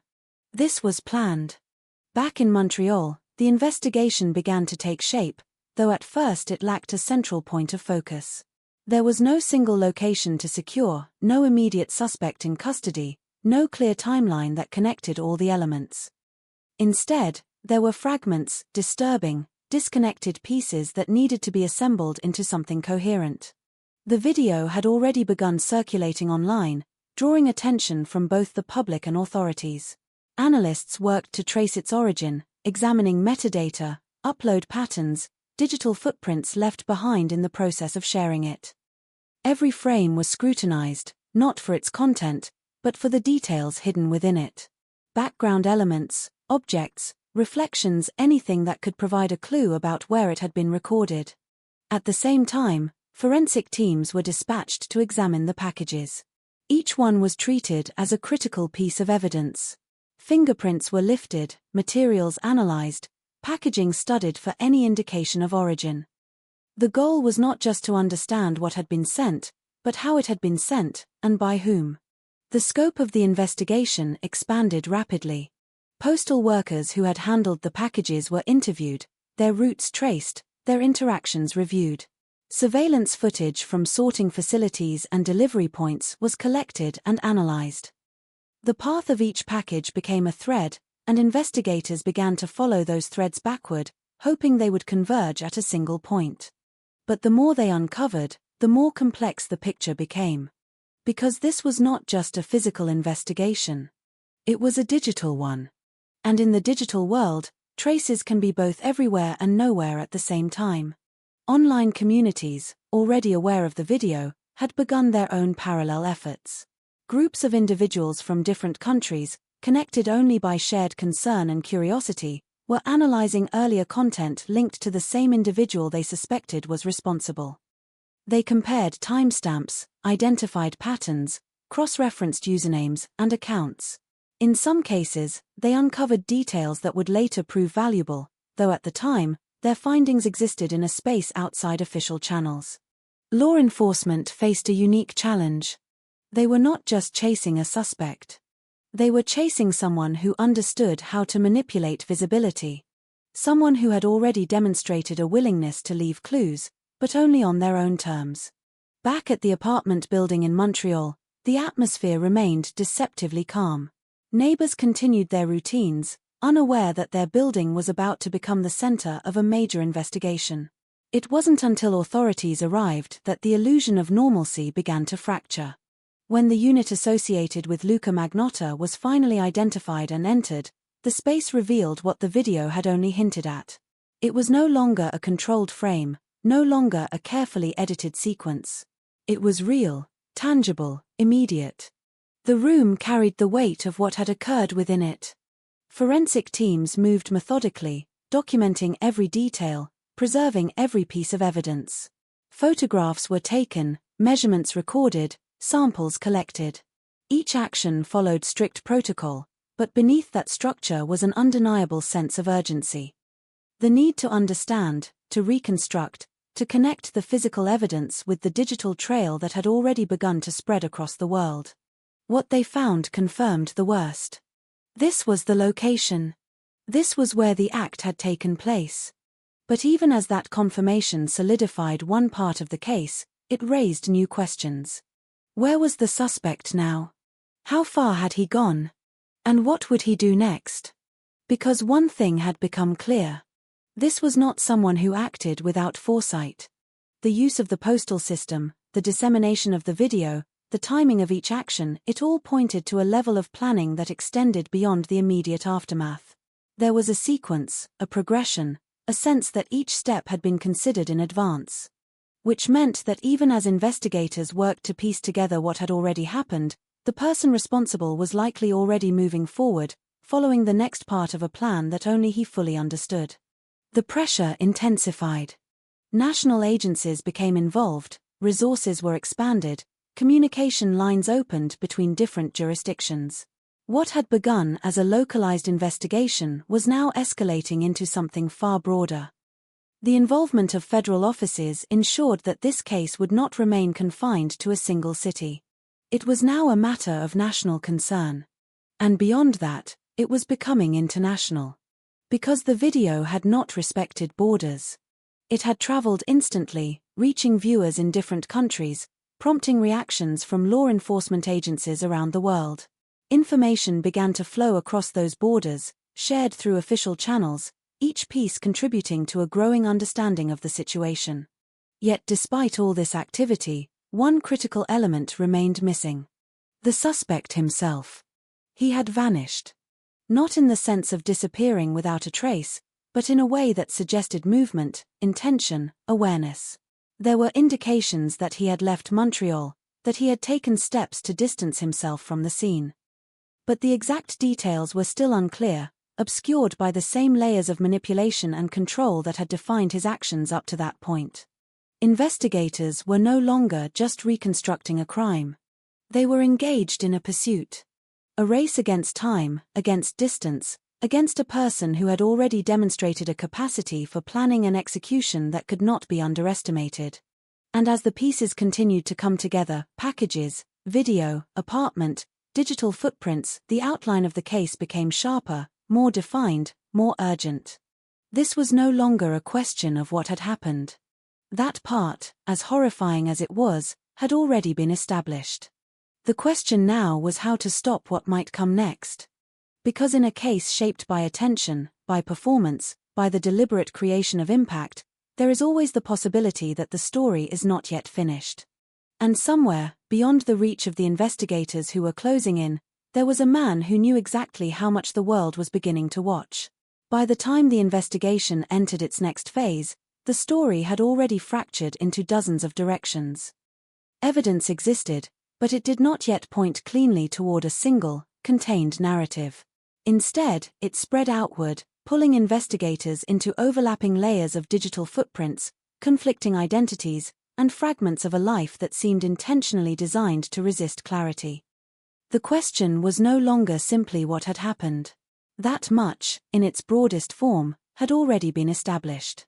The question now was who, exactly, they were dealing with and how far that person had gone to obscure himself. The name Luca Magnotta surfaced quickly, but attaching certainty to it was another matter entirely. On the surface, it appeared to be a straightforward identification. The face matched. The apartment connected. The digital traces aligned in ways that were difficult to dismiss. But the deeper investigators looked, the more complicated everything became. Because Luca Magnotta was not a fixed identity. It was one of many. Records began to reveal a pattern stretching back years. Different names, different stories, different versions of the same individual appearing across online platforms, interviews, and public records. Some identities were tied to modeling portfolios, others to adult film work, others still to claims that bordered on the implausible, connections to wealthy figures, fabricated relationships, exaggerated life events. Each version contained elements of truth, but none of them told the full story. For investigators, this created a fundamental problem. Which version of him was real? Or more accurately, which version mattered? As they worked to build a timeline, inconsistencies began to emerge. Dates that didn't align. Locations that overlapped in ways that seemed impossible. Statements that contradicted one another. It wasn't just a matter of someone lying. It was the presence of a constructed reality, one that had been layered over time until it became difficult to separate fact from fabrication. At the same time, the digital investigation intensified. The video had provided a starting point, but it was only one piece of a much larger puzzle. Analysts traced its upload path, following the chain of servers, accounts, and platforms through which it had passed. Each step offered potential clues, but also introduced new complications. Some accounts were quickly identified as aliases connected to Magnotta. Others appeared briefly and then vanished, leaving behind only partial data. There was a sense of movement, of someone actively managing their presence even after the fact. And then there were the earlier videos. The ones that had circulated months before the incident. These became critical. Online communities had already begun analyzing them long before law enforcement became fully involved. Now, investigators were doing the same, but with access to tools and resources that allowed for deeper examination. Every frame was broken down, every visible detail catalogued. Objects in the background were identified, cross-referenced with known items. Lighting patterns were studied. Reflections were enhanced. In one instance, even the sound of a vacuum cleaner in the background became a point of analysis, leading to speculation about the model, the location, the possible connection to a specific environment. What might have seemed obsessive under normal circumstances became necessary here. Because the person they were tracking had demonstrated an unusual level of awareness. He did not simply exist online. He curated his presence. He shaped it. And in doing so, he left behind a trail that was both revealing and deceptive. Meanwhile, reports began to surface from outside Canada. There were indications that Magnotta had left the country. Travel records, witness accounts, fragments of surveillance footage all pointing toward movement across borders. But the exact route remained unclear. Some leads suggested he had traveled to France. Others pointed toward different parts of Europe.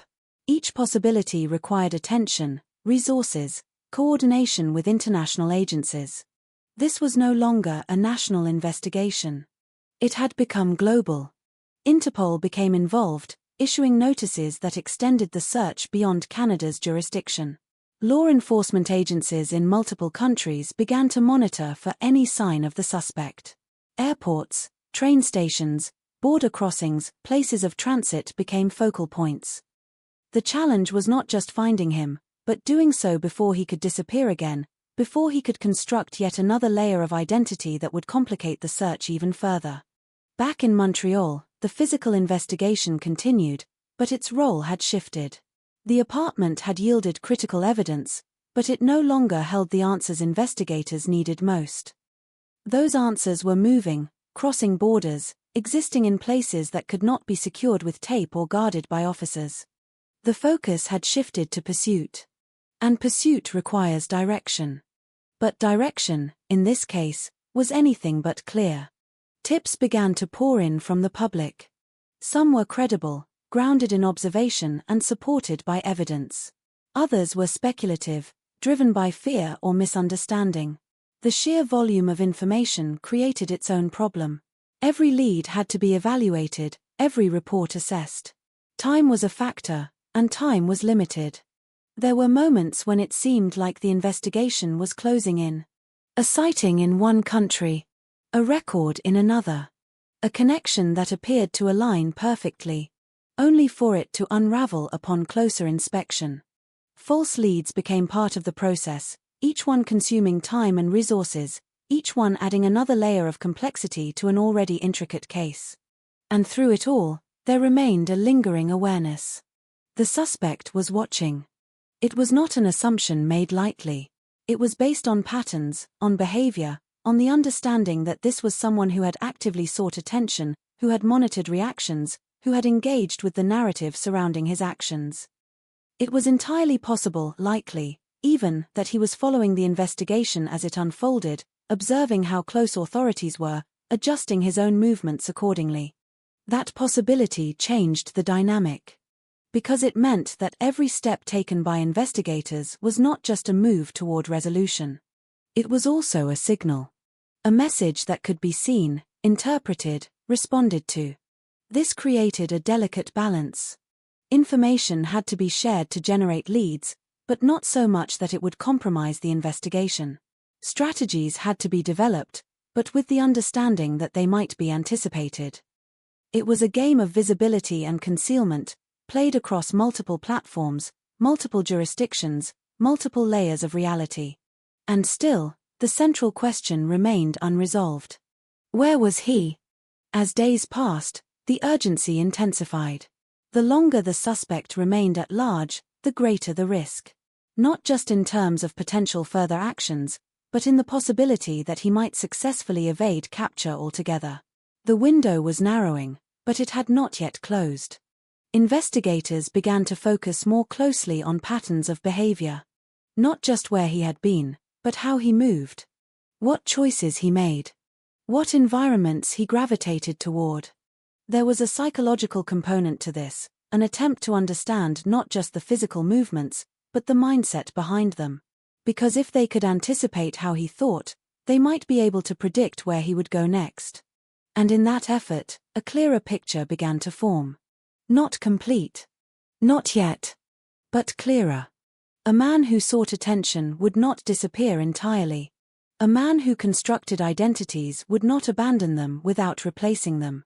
A man who understood the power of narrative would not simply step out of it. He would remain within it. Somewhere. Watching. Waiting. Perhaps even preparing for what he believed would be the next chapter. And as investigators moved forward, following leads, discarding others, refining their understanding with each new piece of information, they were getting closer. Not in a straight line. Not without setbacks. But closer nonetheless. Because no matter how carefully constructed a persona may be, no matter how many layers of identity are built over time, there are always points where reality breaks through. Small inconsistencies. Unavoidable patterns. Moments where control slips, even if only slightly. And it is in those moments that investigations find their way forward. The challenge is recognizing them before they disappear again. Before the trail goes cold. Before the distance becomes too great to bridge. In this case, the distance was shrinking. Slowly. Uncertainly. But undeniably. And somewhere, in a city far from Montreal, that distance was about to collapse entirely. The breakthrough did not arrive in a single, dramatic revelation. It came the way most real breakthroughs do, quietly, almost unnoticed at first, buried beneath layers of data, routine checks, and the steady persistence of people who refused to let the trail disappear. By this point, the investigation had stretched across borders, across languages, across systems that did not always align easily with one another. Yet somewhere within that complexity, a pattern began to tighten. The name Luca Magnotta was no longer just a suspect among many possibilities. It had solidified into the center of the case. His image had been distributed internationally, his movements tracked as far as records would allow, his history dissected in ways that left little doubt about his connection to what had occurred in Montreal. The uncertainty now was not about identity. It was about location. For days, investigators had been following fragments. A reported sighting in one country would lead to a dead end. A record of travel would open a new line of inquiry, only to stall when the next step could not be confirmed. Each lead created momentum, and each collapse of that lead threatened to slow everything down again. But with every attempt, the margin of error narrowed. The picture sharpened, even if only slightly. There was a growing sense that he had not simply vanished. He had relocated. And relocation leaves traces.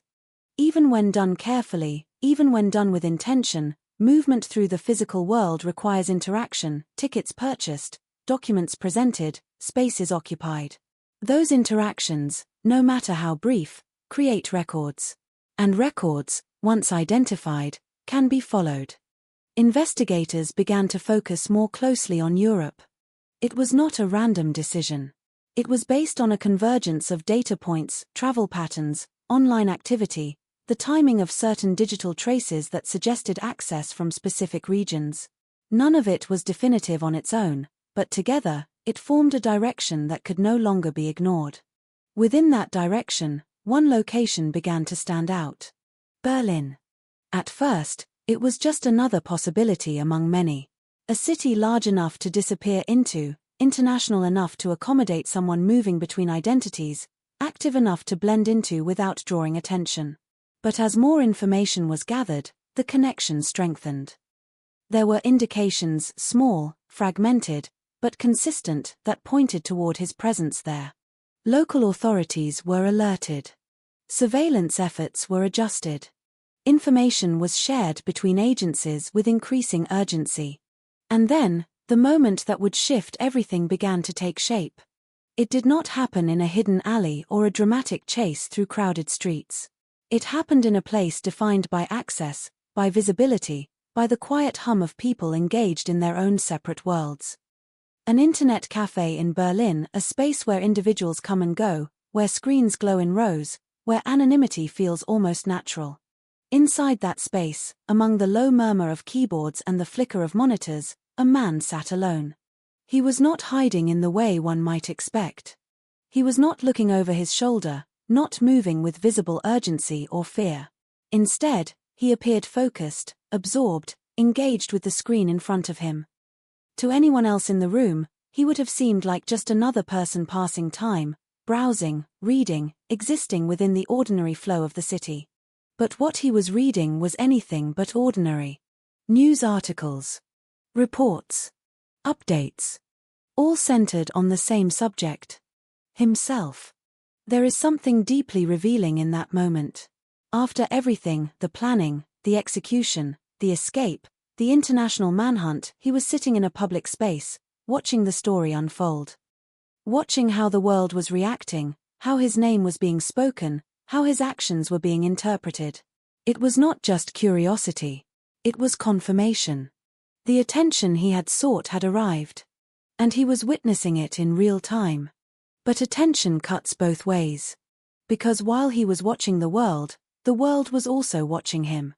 Authorities, acting on the information that had been carefully built over days of investigation, moved in.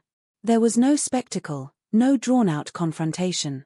The arrest was controlled, precise, executed with the same level of coordination that had defined the search itself. He did not resist. There was no attempt to flee in that moment, no sudden escalation. It ended quietly, almost anticlimactically. A man seated at a computer, identified, approached, detained. Just like that. But the weight of that moment was anything but small. Because with that arrest, the distance that had defined the investigation, the miles between Montreal and Europe, the gap between action and accountability, collapsed entirely. The person who had existed as an image, a name, a moving target, was now physically present, contained, no longer able to shift between identities or locations. For investigators, it was the culmination of relentless effort. For the public, it was the moment the story changed. Because until then, there had always been an element of uncertainty, of unresolved tension. The suspect was out there, somewhere, moving, thinking, potentially capable of more. That uncertainty created fear, speculation, a sense that the story was still unfolding in ways no one could predict. With the arrest, that uncertainty shifted. Not disappeared, but transformed. The focus moved from where he was to what would happen next. Back in Canada, preparations began almost immediately. Legal processes were initiated to bring him back to face charges. Coordination between governments ensured that the transfer would proceed according to established protocols. Every step was documented, structured, carried out with the understanding that this case would be examined closely, not just for its outcome, but for how it had been handled from beginning to end. Meanwhile, the narrative surrounding the case continued to evolve. Media coverage intensified, now fueled by the confirmation that the suspect had been captured. Details that had previously been speculative were now reported with greater certainty. The timeline became clearer, the connections more defined. The public, which had followed the story with a mix of horror and fascination, now had a focal point. A face. A person in custody. But even with that clarity, questions remained. Not about who or where, but about why. Why this level of planning? Why the use of the internet as a stage? Why the deliberate effort to ensure visibility? Those questions would not be answered in Berlin. They would follow him back across the Atlantic, into courtrooms, into psychological evaluations, into a process designed not just to assign guilt, but to understand the mind behind the actions. As he was taken into custody, the environment around him returned quickly to normal. The internet cafe resumed its quiet rhythm, other patrons continuing their activities, the moment of interruption fading into memory. Outside, Berlin moved forward as it always had, its streets filled with people unaware of how close they had been to the center of an international case. But for those involved in the investigation, there was no immediate sense of closure. Only transition.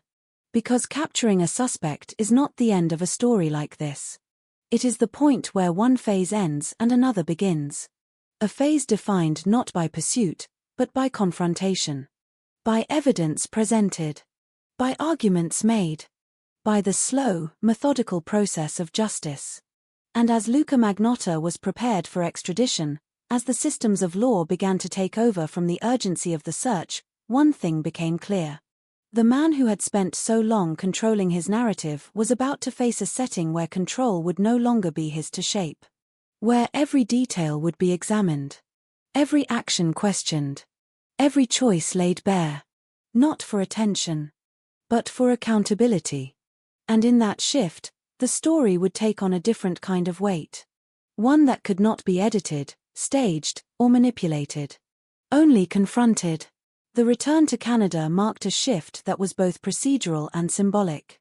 For weeks, the case had existed in motion across borders, across jurisdictions, across the fragmented spaces of the internet where speculation often moved faster than fact.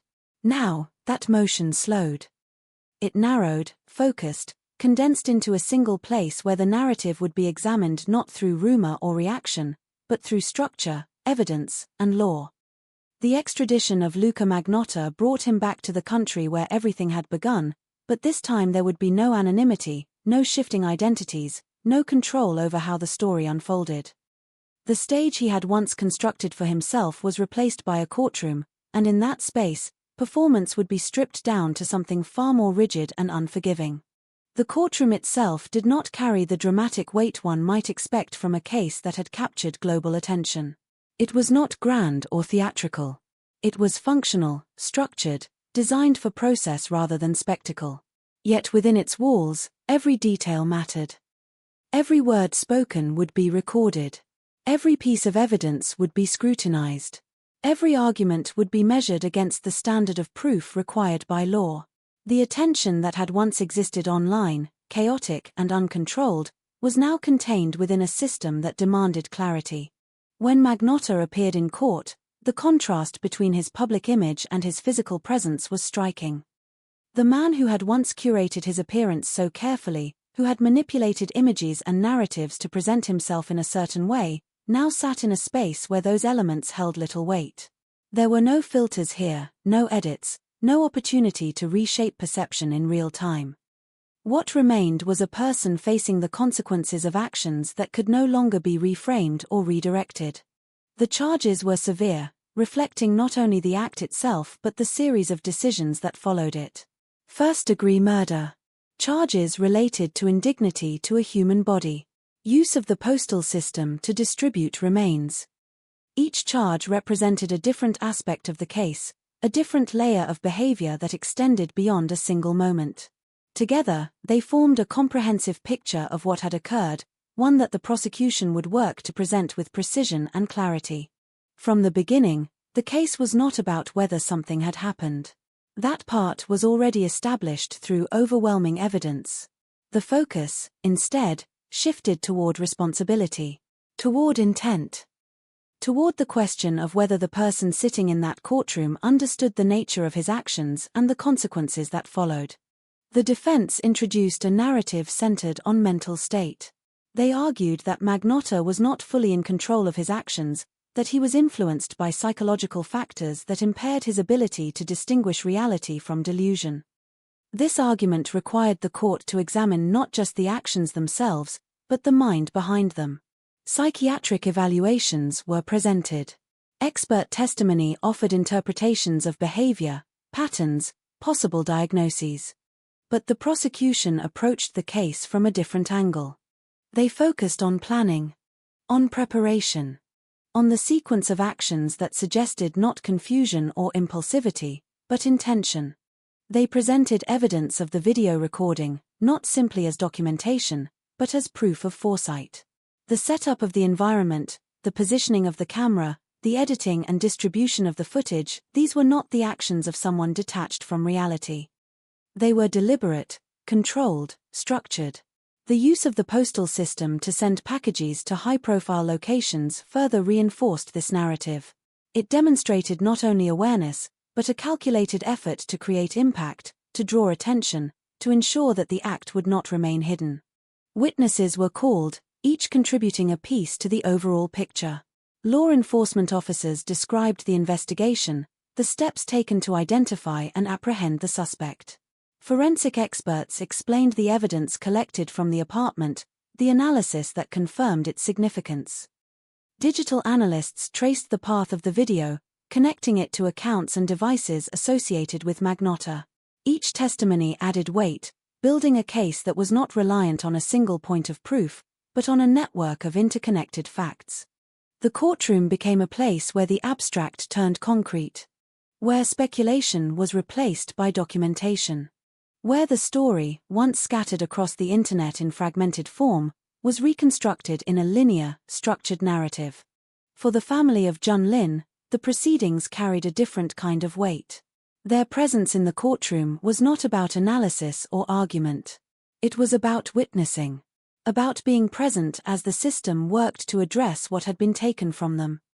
The legal process cannot restore what was lost, cannot reverse the moment that changed everything. But it can acknowledge it. It can recognize the harm, assign responsibility, and ensure that the story does not end without accountability. Throughout the trial, there were moments when the tension in the room shifted, when the accumulation of evidence reached a point where its impact became undeniable. These were not dramatic moments in the cinematic sense. They were quieter, heavier, marked by the realization that the narrative being presented was complete, that it accounted for the actions, the intent, the aftermath. Magnotta's own behavior during the trial was observed closely. Every gesture, every expression, every reaction was noted, analyzed, interpreted. In a case so deeply tied to performance and perception, even silence could carry meaning. But within the structure of the courtroom, those observations remained secondary to the evidence itself. The focus stayed on what could be proven, what could be demonstrated, what could be established beyond reasonable doubt. As the trial progressed toward its conclusion, the arguments crystallized. The defense maintained its position, emphasizing mental instability, the possibility of diminished responsibility. The prosecution reinforced its case, returning to the central theme of control, of deliberate action, of a sequence that left little room for doubt. Then came the moment when the decision would no longer rest with argument, but with judgment. The verdict was delivered with the weight of everything that had come before it. Guilty of first-degree murder. Guilty on the additional charges. The words themselves were simple, direct, but their significance extended far beyond the courtroom. They represented the culmination of an investigation that had spanned continents, of a trial that had examined every detail, of a process designed to arrive at a conclusion grounded in evidence and law. The sentence followed. Life imprisonment. No eligibility for parole for 25 years. It was the most severe penalty available under Canadian law for such a crime. It ensured that the person responsible would be removed from society, that the risk he posed would be contained, that the actions he had taken would carry consequences that extended far into the future. For some, the sentence provided a sense of closure. For others, closure remained elusive. Because cases like this do not resolve cleanly. They leave behind questions that cannot be fully answered, impacts that cannot be undone, a lingering awareness of how something so calculated, so deliberate, could occur within the structures of ordinary life. As the courtroom emptied and the process concluded, the attention that had once surrounded the case began to shift again. The urgency faded, replaced by reflection, by analysis, by the slow process of understanding what had happened and what it meant. But within that shift, one thing remained constant. Accountability had been established. The narrative, once controlled by a single individual seeking attention, had been reclaimed by a system designed to confront truth. And in that confrontation, the story reached a point where it could no longer be shaped by illusion, by performance, by manipulation. Only by what had been proven. And what had been judged. In the aftermath of the trial, the world outside the courtroom began to grapple with the echoes of what had occurred. The headlines faded, the initial shock dulled, but the reverberations remained. For many, the case had been a stark confrontation with the capacity for human cruelty, a reminder that even in the spaces we inhabit daily, violence can emerge in ways both calculated and horrifying. Yet beyond the headlines, beyond the legal record, there existed a more subtle and enduring impact: the way the case forced society to confront the intersection of technology, notoriety, and morality. The Internet, once seen as a platform for connection and information, had in this instance become a stage for horror, a medium through which a crime could be amplified, disseminated, and consumed. The realization that a human life could be objectified in such a deliberate, premeditated fashion left a lingering discomfort that was not easily assuaged. For the family of Jun Lin, the process of healing was complicated by the visibility of the crime. The world had witnessed his suffering, had analyzed and replayed it in ways that magnified the pain. Yet in the midst of public scrutiny, there were moments of profound human resilience. Friends and relatives navigated grief not only privately, but publicly, asserting their dignity in the face of a narrative that had been hijacked by a person seeking attention. The trial and subsequent conviction, while unable to erase the loss, provided a framework within which acknowledgement of that pain could occur, a formal recognition of the crime and its consequences. In that sense, justice was both a boundary and a balm, containing the perpetrator while offering a measure of validation to those left behind. The broader societal reflection extended into questions about media responsibility and public engagement.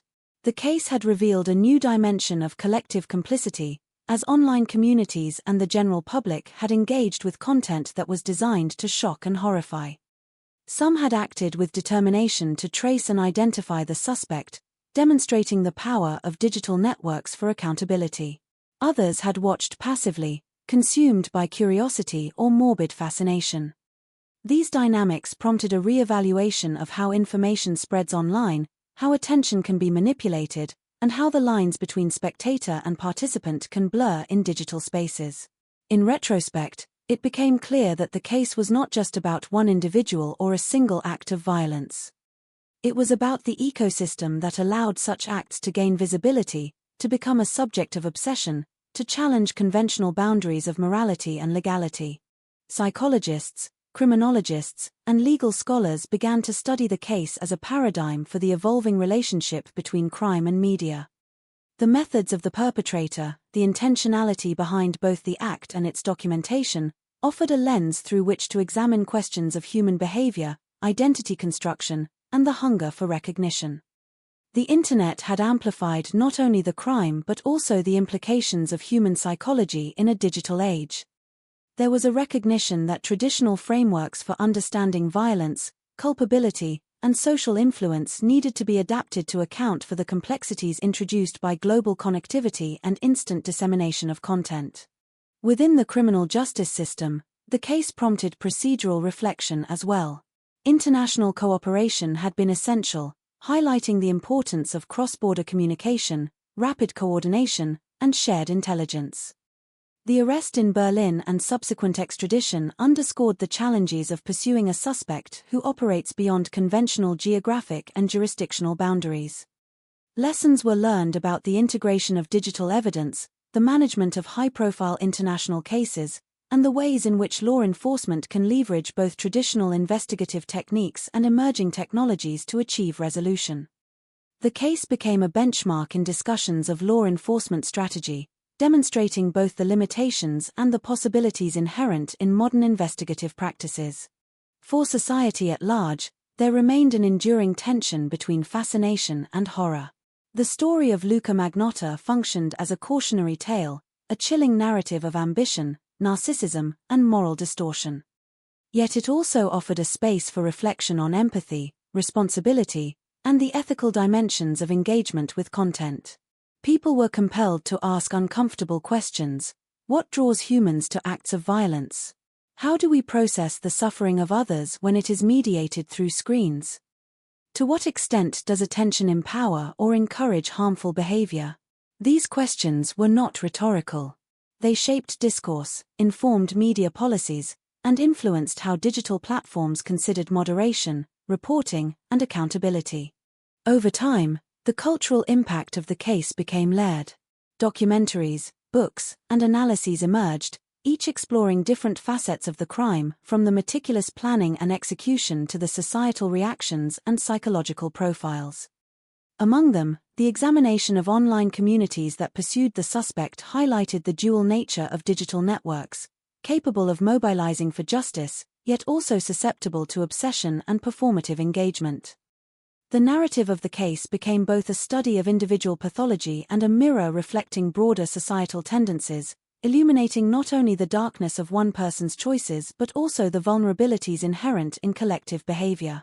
In personal terms, the aftermath was quieter, but no less significant.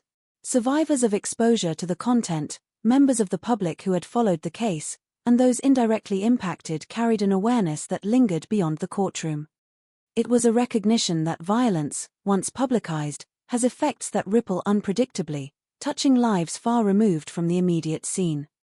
It demanded an engagement with ethical judgment, emotional processing, and critical reflection on how humans relate to suffering, notoriety, and digital representation. The ultimate lesson, however, was grounded in consequence. No amount of curation, no orchestration of narrative or identity, could insulate an individual from accountability when evidence was clear, when law and procedure were applied rigorously, when justice was pursued with persistence and integrity. The conviction, the sentence, the formal acknowledgement of wrongdoing all reinforced a fundamental principle: that actions, no matter how calculated or hidden in layers of performance, carry weight, and that systems of society exist to confront, assess, and respond to them. And so the story settled into a form both sobering and instructive. It remained a case of horror, but also a case of learning, of reflection, of societal confrontation with the intersections of human ambition, technological reach, and moral responsibility. It offered no neat resolution in terms of emotional closure, for grief and fascination do not resolve so easily, but it provided a framework within which those effects could be understood, studied, and integrated into collective awareness. In the end, the case of Luca Magnotta stood as a stark reminder that the consequences of actions are inescapable, that justice can prevail even in the most complex circumstances, and that society, however imperfect, possesses mechanisms to recognize and respond to human cruelty. To hold individuals accountable, and to ensure that stories of horror are met with truth, scrutiny, and, ultimately, reflection. After the conclusion of the trial and the imposition of a life sentence, the world around the case began to evolve into a landscape of reflection rather than immediate reaction. The arrest, the extradition, and the verdict had closed a critical chapter, but the implications of the events stretched far beyond legal closure.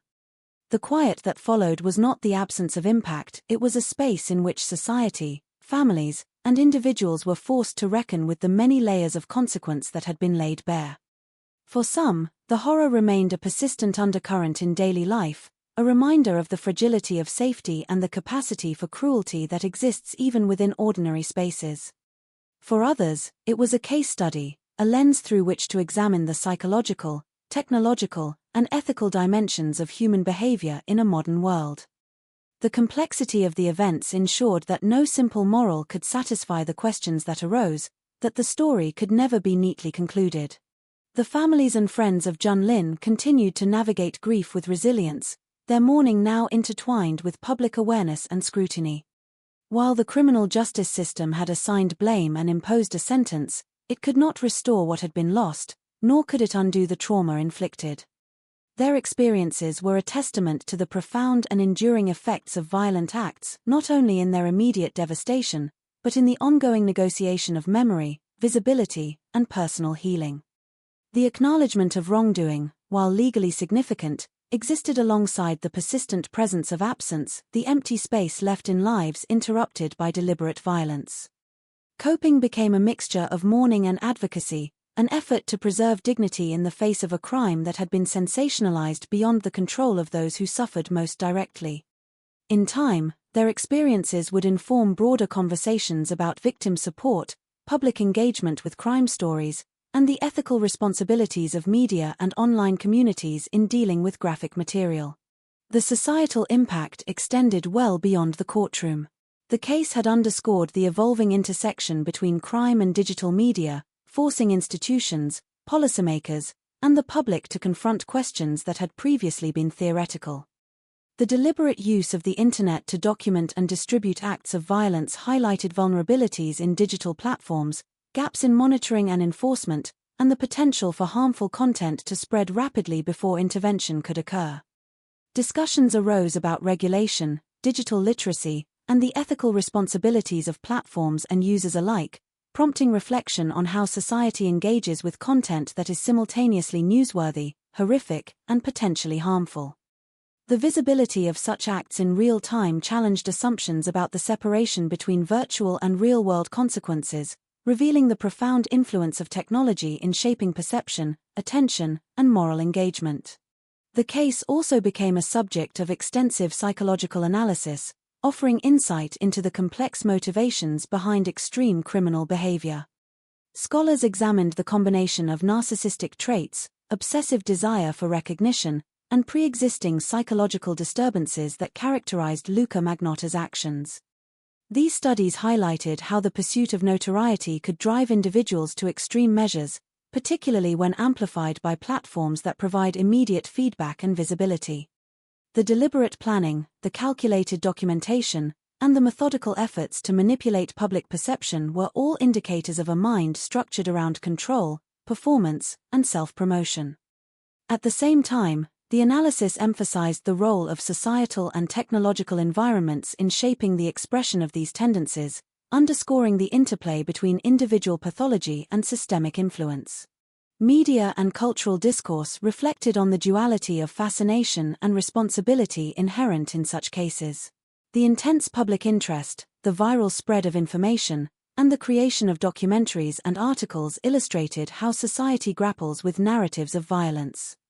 There was recognition that while storytelling can educate, engage, and inform, it also risks sensationalizing suffering or inadvertently glorifying the actions of perpetrators. The delicate balance between documenting reality and honoring the humanity of victims became a central theme in discussions surrounding the case, influencing both journalistic practice and broader societal attitudes toward coverage of crime. In many ways, the story functioned as a mirror, reflecting collective curiosity, fear, and ethical tension, challenging individuals to confront their own responses to extreme acts. In institutional terms, law enforcement and international agencies drew practical lessons from the case. The coordination required for the cross-border investigation, the use of digital forensics, and the rapid dissemination of actionable intelligence illustrated how traditional investigative techniques could be adapted to a globalized, interconnected context.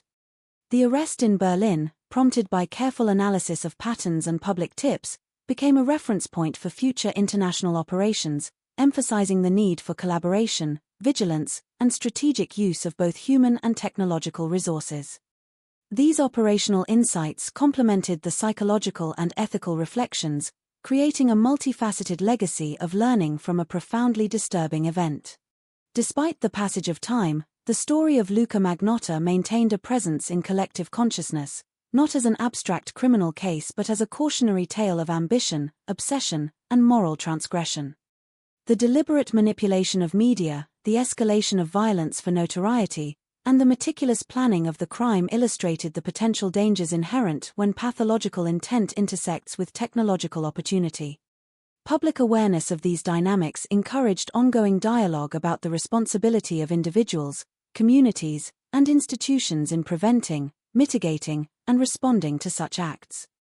It reminded society that extreme behavior does not exist in isolation but interacts with attention, influence, and environment in ways that can magnify harm. Ultimately, the aftermath was a mixture of justice and reflection, containment and contemplation.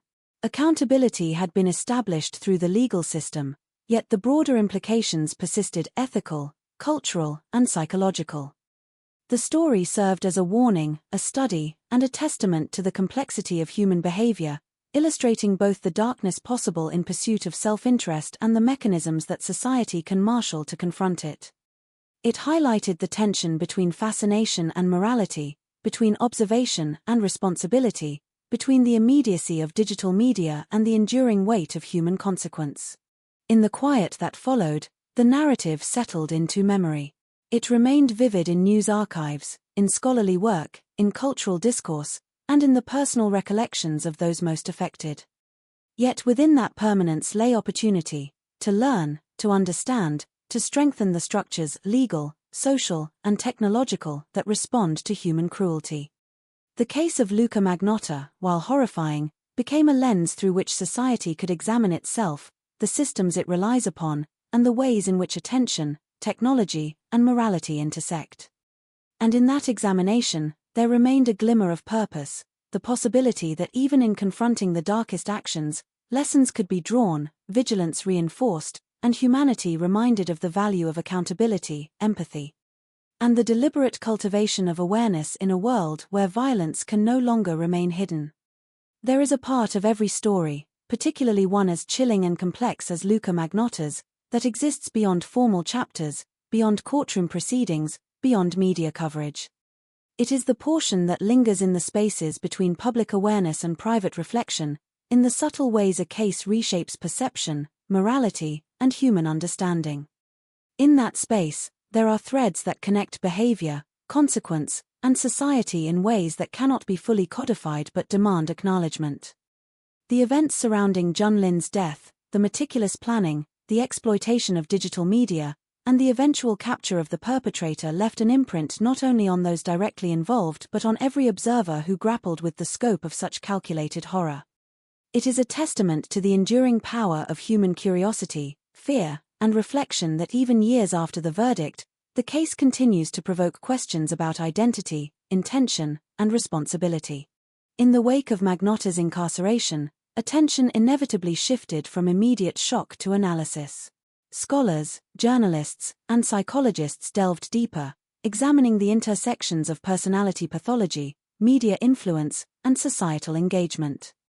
The behavior exhibited, meticulous, deliberate, and performative, was dissected not merely as criminal conduct, but as a phenomenon that reflected broader patterns of human obsession and the desire for recognition. Here was a case in which notoriety had been the motivating force, and the internet had served as both stage and amplifier. It prompted uncomfortable inquiries. How does the amplification of attention incentivize harmful behavior? How do digital platforms, designed to connect and inform, become tools for manipulation and exhibition? These questions were not hypothetical, they had been demonstrated in real time, in an act whose reach extended far beyond the walls of a single apartment in Montreal. The ripple effects of the case were felt across multiple domains. In law enforcement, the international pursuit highlighted both challenges and opportunities inherent in a globalized context. Coordination between agencies, cross-border intelligence sharing, and the rapid tracing of digital footprints became central to capturing someone intent on escaping conventional detection. The case illuminated gaps in preparedness while simultaneously offering a blueprint for the integration of digital investigation into traditional policing methods. It was a reminder that in an era where mobility and connectivity allow criminals to operate across continents, law enforcement must evolve with equal speed and adaptability. Lessons drawn from the operation, both successes and obstacles, continued to inform policies and procedures for years afterward, influencing approaches to transnational criminal behavior in ways far beyond the specifics of this case. Culturally, the case became a mirror for societal fascination with crime and horror, exposing how collective attention can shape narratives and moral understanding. Documentaries and analyses dissected each stage, the early videos, the escalation of violence, the meticulous planning, and the public manhunt. Audiences grappled with the dual impulses of horror and fascination, compelled by the gruesome yet seeking understanding. The ethical tensions were palpable. To what degree is curiosity justified, and at what point does observation become complicity? The discourse forced individuals and institutions to confront the consequences of engagement, to question how attention is distributed, and to reflect on the power inherent in watching and sharing stories of extreme behavior. It was an ethical mirror, one that reflected societal tendencies toward sensationalism while simultaneously highlighting the potential for communal action and accountability. For the families and friends of Jun Lin, the aftermath remained deeply personal. Legal justice had been served, yet emotional closure was more complex, more nuanced, and infinitely less neat. Mourning was intertwined with the knowledge that the world had witnessed the atrocity, that the private pain had been made public, and that healing had to occur under the weight of global attention. Their resilience became a testament to the human capacity to navigate grief amid external pressures and moral complexity. They engaged in advocacy, remembrance, and reflection, transforming personal tragedy into an opportunity for broader societal understanding, ensuring that Jun Lin's life was remembered not solely for its violent end but for the dignity and humanity he embodied. Psychologically, the case continued to be a subject of intense scrutiny. Analysts studied not only the pathology of Magnotta but also the mechanisms that enabled the crime to gain visibility. It illustrated a disturbing interplay between individual obsession and structural opportunity, demonstrating how personality disorders, narcissistic tendencies, and an insatiable craving for attention could intersect with technology to magnify harm. The insights gained informed approaches to mental health, risk assessment, and preventive intervention, contributing to understanding the conditions under which extreme criminal behavior is more likely to emerge and persist. It emphasized the importance of early identification, the societal responsibility to recognize warning signs, and the need for systems that can respond effectively without stigmatizing or overlooking vulnerable individuals. Beyond the immediate psychological and cultural lessons, the case left a lingering impression on the broader public consciousness. People carried a heightened awareness of how digital spaces can be weaponized, how visibility can be exploited, and how easily fascination can become entanglement. The story of Luca Magnotta served as both cautionary tale and object lesson, a reminder that in an age where acts are broadcast instantly, ethical engagement requires discernment, reflection, and critical thought. It challenged assumptions about human nature, about anonymity, and about the moral implications of observing suffering. Every retelling, every documentary, every article became part of the larger societal process of reckoning with these issues, reinforcing the notion that such events leave an imprint far beyond the moment itself.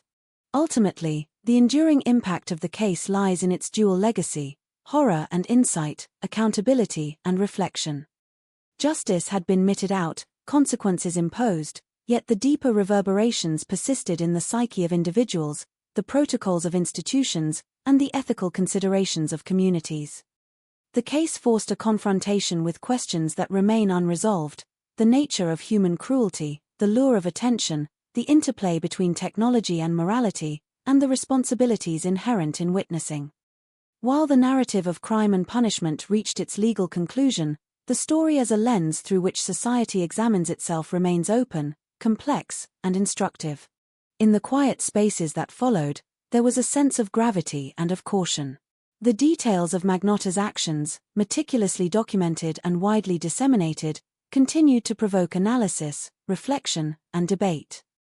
They offered insight into both individual pathology and societal vulnerabilities, a reminder that vigilance, ethical engagement, and understanding are critical in a world where the boundaries between reality and representation, observer and participant, intention and consequence are increasingly blurred.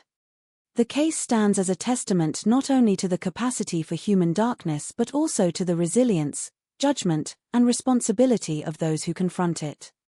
It endures as a story of accountability, of reflection, and of the ongoing dialogue between crime, society, and the individual consciousness that must navigate both. In the months and years that followed the conviction, the story of Luca Magnotta evolved beyond the immediate contours of crime and punishment into a broader meditation on human behavior, media, and morality. While the courts had rendered their judgment and the law had imposed its finality, the implications of the case continued to ripple outward, touching disciplines as diverse as psychology, sociology, law, media studies, and digital ethics. The world had witnessed an act so calculated, so meticulously documented, and so amplified by modern technology that it became impossible to regard the case merely as an isolated criminal event. It had become a lens through which to examine the interplay of individual pathology and collective society, a reflection on what occurs when obsession intersects with tools that magnify visibility and impact. Within the criminal justice system, the Magnotta case sparked ongoing conversations about preparedness and adaptability. Investigators and prosecutors reviewed the steps taken during the international manhunt, analyzing both the strengths and weaknesses in communication, cross-border cooperation,